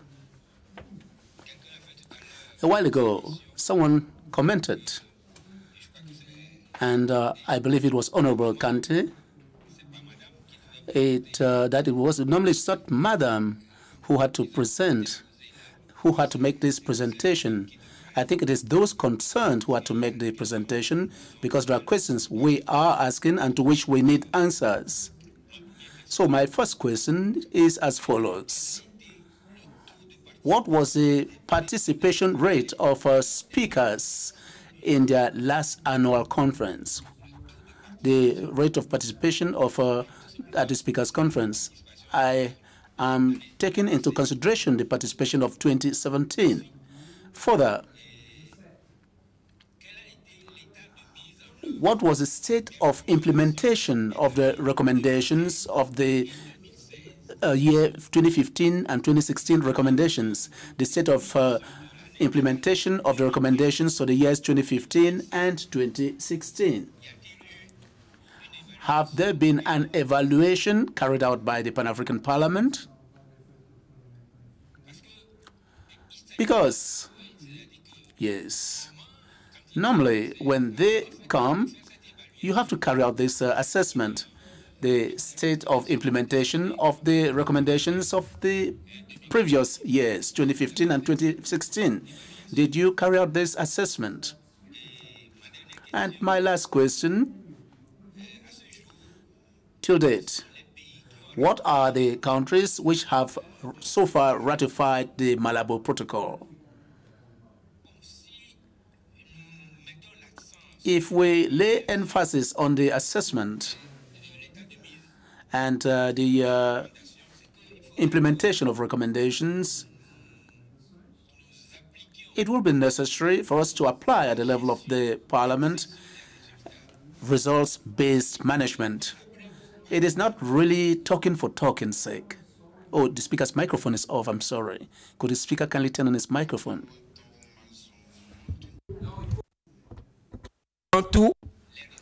So, thank you very much. His speaker's microphone was not on for the last few seconds. I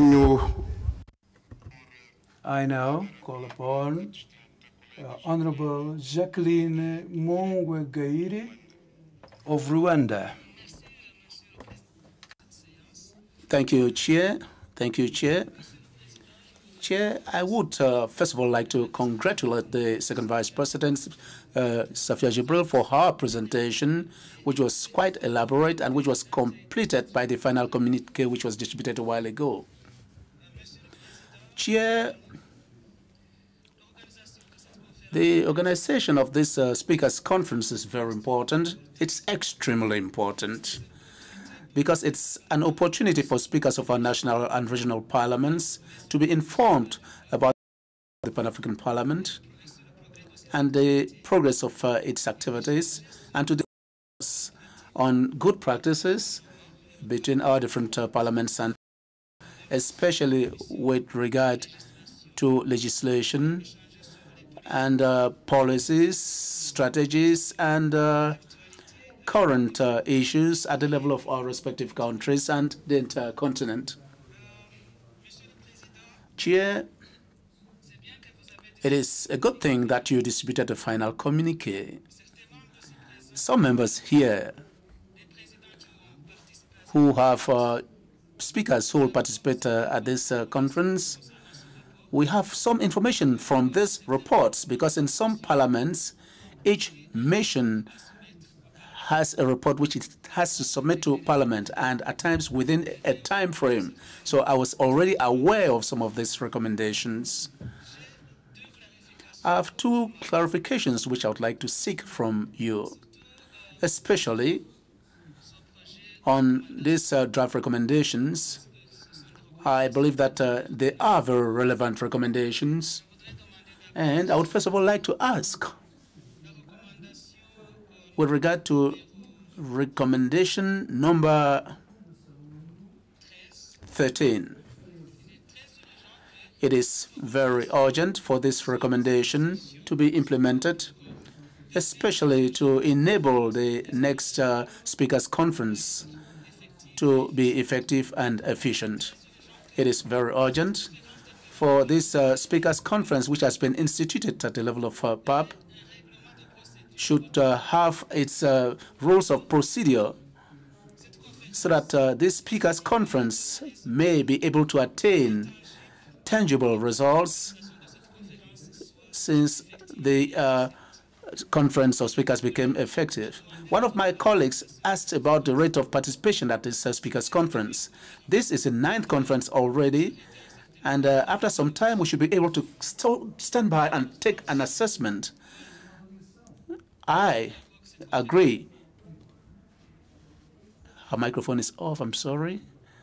The speaker's microphone is off. 1 minute, please. That this Speakers' Conference is very important, but it will be necessary for them to have rules, or else the rate of participation, which will continue to decline from one conference to another, if this conference does not have rules of procedure and a clear vision, in spite of the importance which we have all highlighted. Secondly, as some of my colleagues have already said, during each session, this Speakers' Conference should be informed about the rate of ratification of the revised Maputo Protocol, or else it would become a slogan, a mere slogan at each Speakers' Conference, and at times we may even have questions. And I think we should have a follow-up in PAP with regard to this Maputo Protocol. I would also like to speak to the thorny issue of the youth, which was raised. From the report, we see challenges which affect this category of our continent. These are very alarming challenges, and I would like to remind our parliamentarians that apart from our mission to control governmental action and legislation, we're also supposed to ensure that the legal framework of policies and existing strategies should be executed. And if there's a possibility of amending them to make them more efficient and to have more effective results, we should carry out the necessary amendments. Chair, as one of my colleagues said, I would have liked to have the President of the Pan-African Parliament to be here for the presentation of this report. He has had to invite parliamentarians of regional and national parliaments, and they have made relevant recommendations. And except there is a reason to justify this, for the future, we would like to have the President of the Pan-African Parliament to be here during the presentation of this report, if possible. It is a report on the Speakers' Conference of Regional and National Conferences. Thank you very much, Chair. I now call Honorable Amunjini Jacqueline of Uganda. Okay, thank you so much, Mr. President. I first of all would like to apologize. I've been sick, and thank all of you for your prayers. I am here, finally, and I'm sure that we will be improving with time. However, I would like to add my voice on the members who have thanked the Vice President for an elaborate report that was presented this morning. And I would like to reaffirm that really having the Speakers' Conference is a very important schedule in our parliamentary engagements, even in terms of setting agendas in our national parliaments. Because I know that as a Speaker of a National Assembly, any issue that you would like to appear on the order paper or on the agenda of a National Assembly comes directly from the Speaker of the National Assembly. Therefore, engaging the speakers of the national parliaments in our activities, especially coming ones, to even abreast themselves with what we do as the Pan-African Parliament is very key, so that as we get back to our national assemblies, our issues are given priority in their order paper, not necessarily even what they discuss alone, knowing that we are critical partners in the influencing the agenda of the assemblies is very key. So for me, I think this is a very wise idea to have annual speakers conferences and annual clerks conferences, because this enables them to know what takes place here at the National Assembly. However, I would like to add, as we handle the annual speakers conference, I think there should be an evaluation of annually of what the speakers have agreed upon. For example, last year, the Speakers' Conference was addressing the issue of the ratification of the Malabo Protocol.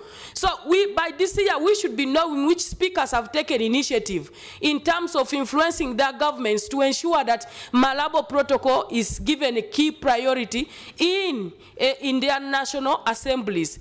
We were talking about the youth dividend. We would like to be evaluated, especially by the speakers, in terms of how many speakers of the National Assembly have ratified to the African Charter on youth engagement in terms of unemployability in the continent. So to me, the issue should not just be about handling conferences of the speakers, but the issue is how are these conferences transforming into domestications in the national assemblies.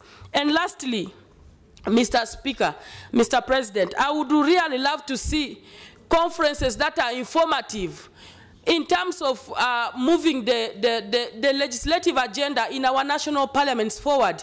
We are talking about domestication of the instruments, the protocols of the African Union, including the different international instruments that we have ratified as member states or as a continent. It has to be 1 minute. 1 minute. Okay, thank you so much, Mr. President.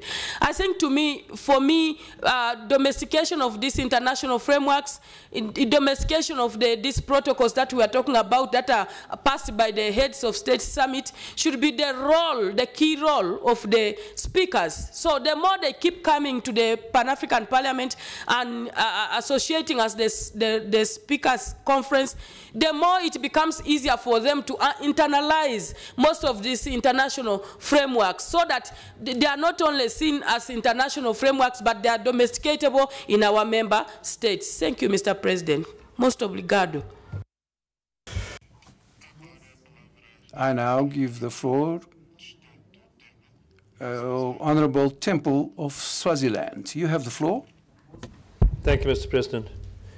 Mr. President, I also congratulate the Vice President for the presentation. However, Mr. President, I have a concern, and I support Honourable Kante's concern and various other members' concerns.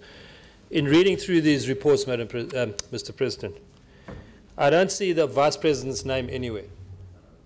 Now, she is required to deliver a report that is prepared by somebody else, somewhere else, where she's had no input at all. Is that the correct way to do things? Mr. President, the Speakers' Conference is very vital to us, but I think we need to actually look at whether it is achieving the objectives that we wanted to achieve. The Speakers' Conference, Mr. President, in as much as we can interact with the speakers, I don't recall any members of Parliament standing up in the Speakers' Conference or being a part of that Speakers' Conference to have any interaction with the speakers at that conference. And it's a concern that we do not have a representative, perhaps, to defend this report or to support what is in this report, Mr. President. If we want to continue the Speakers' Conference, I think we have to seriously look at the objectives that are set out. It's very important, but Madam President, Vice President is giving a report which I don't believe she was involved in. Thank you, Mr. President. Now I give the floor to the Honorable Vice President for any clarifications and replies.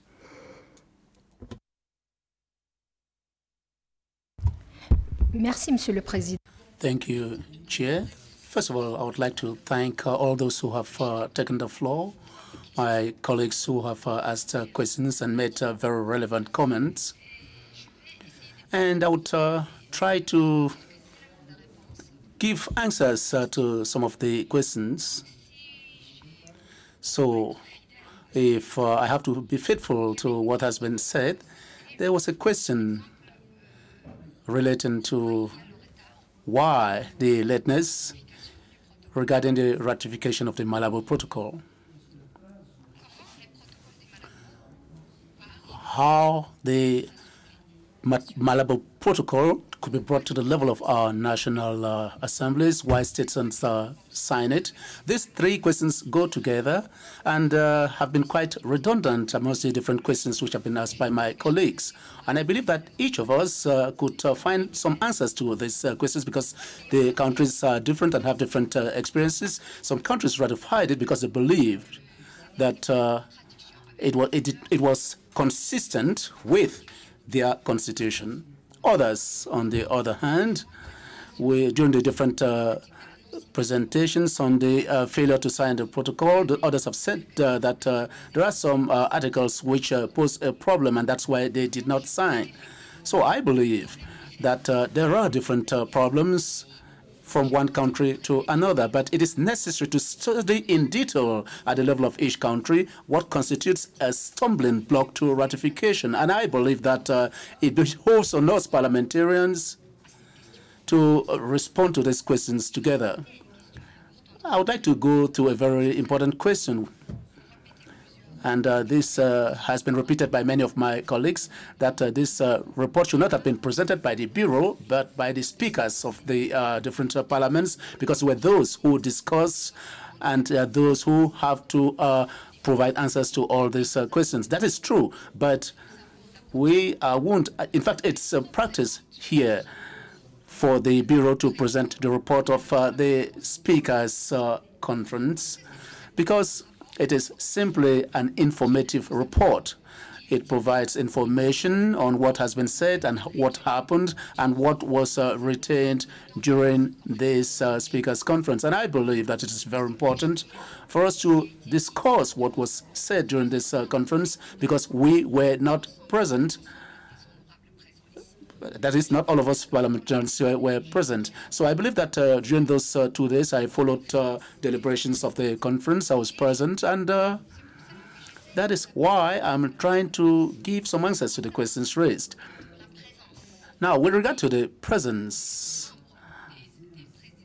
of the number of invitees, that is those who attended, the attendance, I would say that for 2017, all the speakers were invited. All this, of the 54 speakers were invited, 39 responded positively. Of the 39 who responded positively, 33 came. and they were either speakers or their representatives. It means more than 75% of the invitees were there or were represented by other peoples of their choices. Coming to the state of progress with regard to the ratification of the Malabo Protocol, as you must be aware, 15 countries have already signed. I don't really have the list of countries here, but I know the numbers. And there are 5 which have ratified the protocol: Mali, Sierra Leone, and 3 other countries. So 5 have ratified the protocol. We also talked about the lateness with regard to the signing of the protocol. It is simply because they don't share the entire views of the protocol. We have stated severally in our discussions that this protocol was elaborated by people who are not really related to parliaments and who have not taken into consideration of all the needs and prerogatives which a parliamentarian should assume. Consequently, we find ourselves dealing with a situation where we have a protocol which at times is inconsistent with our constitution, and that is why it poses a real problem with regard to the signing. I could tell you that in my country, parliamentarians in Djibouti had the opportunity of presenting this protocol to all the members of our parliament. We discussed it, and indeed, the same problems came up. Many of the articles are not consistent with our constitution, and we really need a review of it, and would require a review of our constitution, and this is not going to be easy. So I would like to come back to an important issue, a question which was asked with regard to why the Pan-African Parliament does not attempt to focus, does not attempt to review this protocol. I am not a legal mind, but we cannot really change a document which has been signed by heads of state.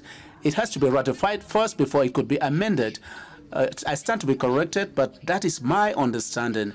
A protocol has first of all to be ratified, and afterwards, if we need amendments, we could make the amendments. But for now, we cannot change this protocol. It has to be ratified first, and afterwards, we will be able to amend articles which pose problems.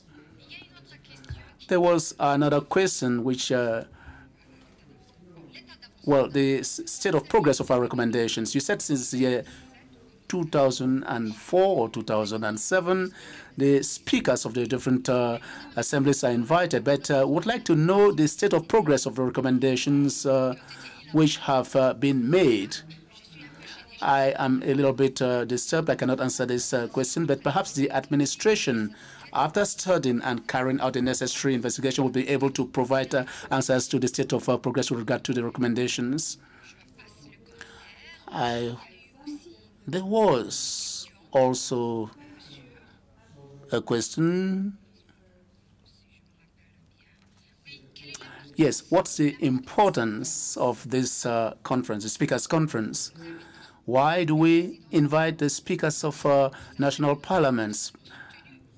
Some of our colleagues agreed that it was necessary because they would be informed just like members of this parliament. I am of the view of those colleagues who said that it is necessary for this Speakers' Conference to stand, because if we want to really advance the cause of the Pan-African Parliament, who will be those to help us? There will be speakers of these national parliaments who are to be convinced, and if they are present and it discusses issues with us, I think they will be able to bring an added value to all the actions which we'll be able to carry at the level of our national parliaments. There was also a question. I believe that I've answered all the questions. There was a last question asked by Honorable Haraza that we don't really have any powers to change what has been decided by heads of state. I would like to remind you, Honorable Member of Parliament, that we as parliamentarians have prerogatives. We have powers which enable us to listen to the executive and to tell them that they have made commitments, signed conventions. What have they done with all these conventions? What is the state of implementation of all these conventions? So, coming to the budget, I believe that we have some other powers to deal with these issues. Every year we discuss, every year we study the finance law, and at the level of this finance law, we ask questions, we listen, we ask questions on the budgetary heads of the different ministries. So we are able to ask countries which have signed these conventions, these youth conventions, to respect and create budgetary heads either for women or for the youth. So I believe that our role should not be undermined. We have powers, but are we using these powers positively? So that's the question which I wanted to ask, and I would like to thank you very much.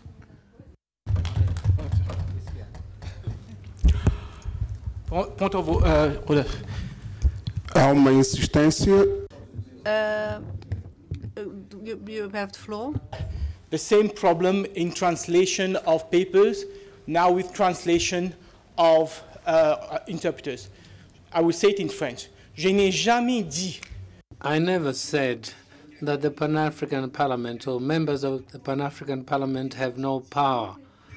I said that the speakers of national assemblies of our countries, at least I know for my country, I don't know what happens elsewhere, they have absolutely no legislative powers, and they have no right to vote, and they have no power to intervene on issues relating to the budget, save for issues that are dealt with in the parliament.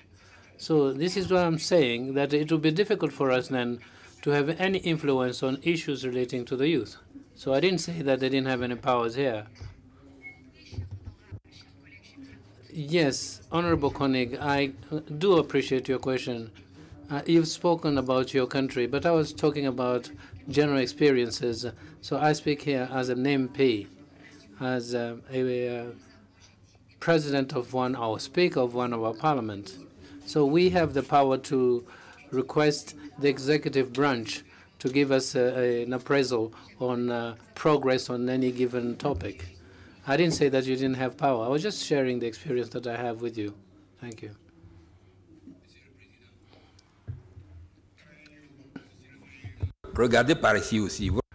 Mr. Chairman, you have to look this way as well. You seem to be giving the floor only one side. Thank you, Mr. Chairman. First of all, congratulations to the second Vice President for having attempted to answer these questions on behalf of a number of us.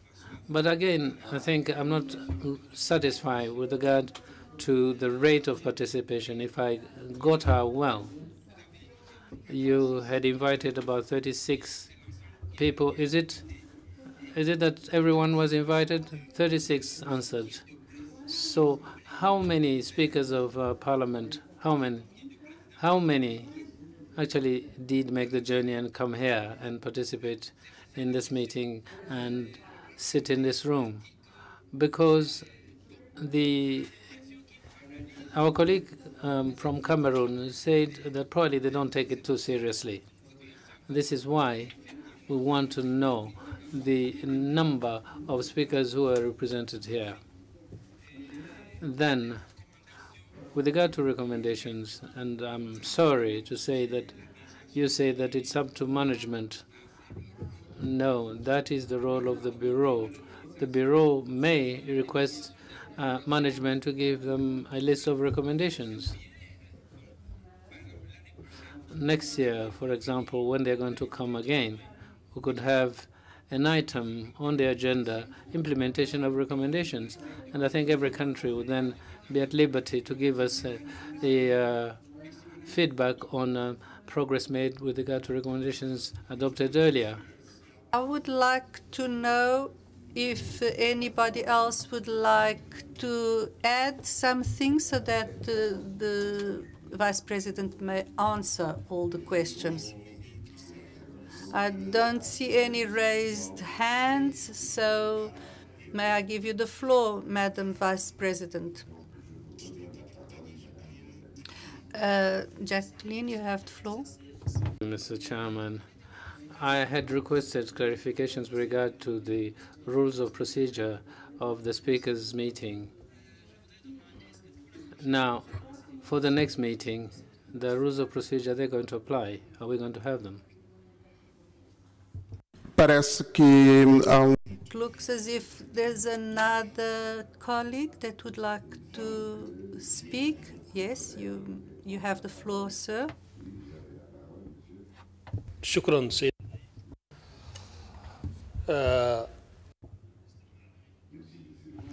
Thank you, Mr. Chairman. We have listened with keen interest to the reading of the report. Let me start by saying that I'm very happy with the reactions that followed that speech. I think this is going to redynamize our participation and the sharing of experiences. But with regard to what is of concern to us, I think there is a weakness of the mechanisms designed to help us implement the resolutions adopted by speakers of national assemblies. This, I think, then would require that we legislate further in order to strengthen relationships between the Pan-African Parliament and other actors, so that we're able then to follow on the progress made and ensure that we are abreast of decisions taken. And those decisions would therefore be strengthened by additional legal weight and give us the possibility to ask the speakers of the various national assemblies then to report to us, because we would not just stop at assessing progress, but have a role that is much more dynamic, and make sure that at PAP, if we identify a weakness, will then require additional powers to allow us to legislate and make sure that these meetings lead to genuine and applicable solutions. Thank you. Sua Excelência, Senhora Segunda Vice-Presidente.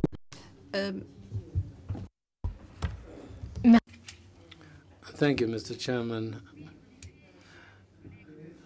True enough, my colleague Padano asked to know how many speakers actually attended the meeting. I've just looked at the list of those who attended. I said that 54 countries were invited. No, 51. 51 were invited. 39 answered positively to that letter of invitation, and 33 did participate. Out of the 33, 16 were speakers. So that is the answer to your question. So if you so wish, well, we could say that we had about 30% attendance, because either it would be a deputy speaker or second in command as speaker. So the representation is quite good. Now, with regard to the question raised by my sister from Rwanda, namely Jacqueline, I think, Honorable Jacqueline, this recommendation was addressed to the Pan-African Parliament, and therefore we are duty-bound to prepare the rules of procedure for the next meeting. I trust that we will get additional information when time comes. And our colleague from Sudan also made comments. I think those are welcome, and we've noted them. And overall, I take it that I've answered your questions. Now, with regard to the progress made, as far as recommendations are concerned, I can't give you ready-made answers, because you have to go through those recommendations proposed thus far and tell us whether there has been progress or not. So, because I'm also interested in knowing what progress has been made, while we wait for management to tell us what they have as an answer for us. Thank you. Thank you very much, Madam Vice President Safia, for clarifying these issues. So we finish this debate and this comment around the report concerning the conference, the Speakers' Conference. I would like now to ask the clerk to present the third point on our agenda, please.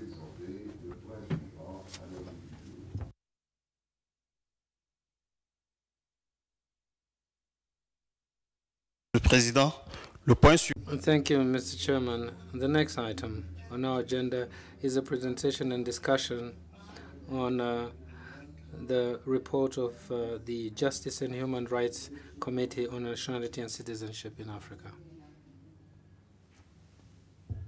Dou a palavra ao distinto. The President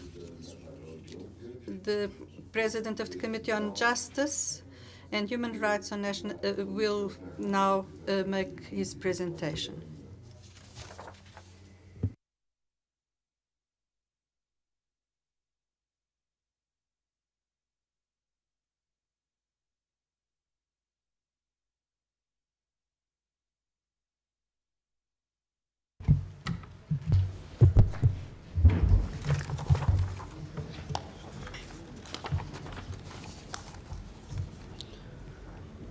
Monsieur le Président de la séance.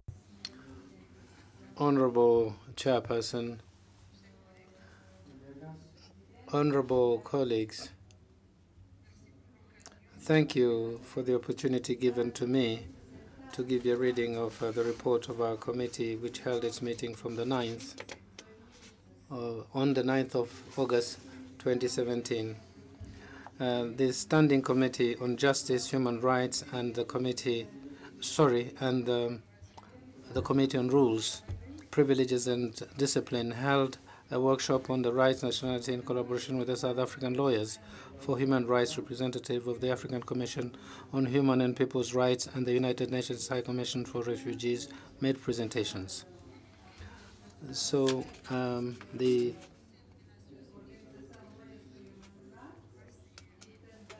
this is UNHCR.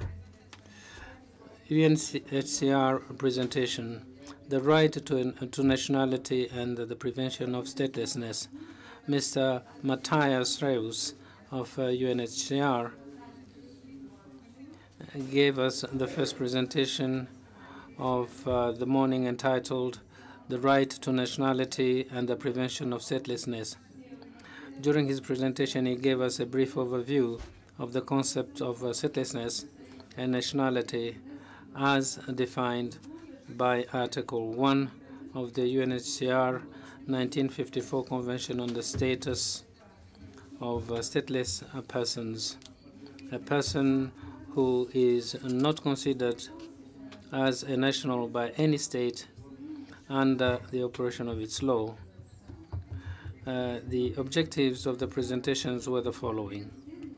To create a common understanding among members of the legal concept and consequences of statelessness and the right to nationality. It will be important that we clarify the international human rights framework in relation to this topic. We highlighted regional developments and identified opportunities for members to explore. And important also to clarify the role and mandate of the UNHCR in relation to this topic. Governments were encouraged to focus on eliminating the risk that lead to statelessness by implementing several initiatives, such as ensuring compulsory issuance of birth certificates at every medical facility at birth. Failing that, mobile clinics should be set up to register babies of women who did not give birth at a medical facility owing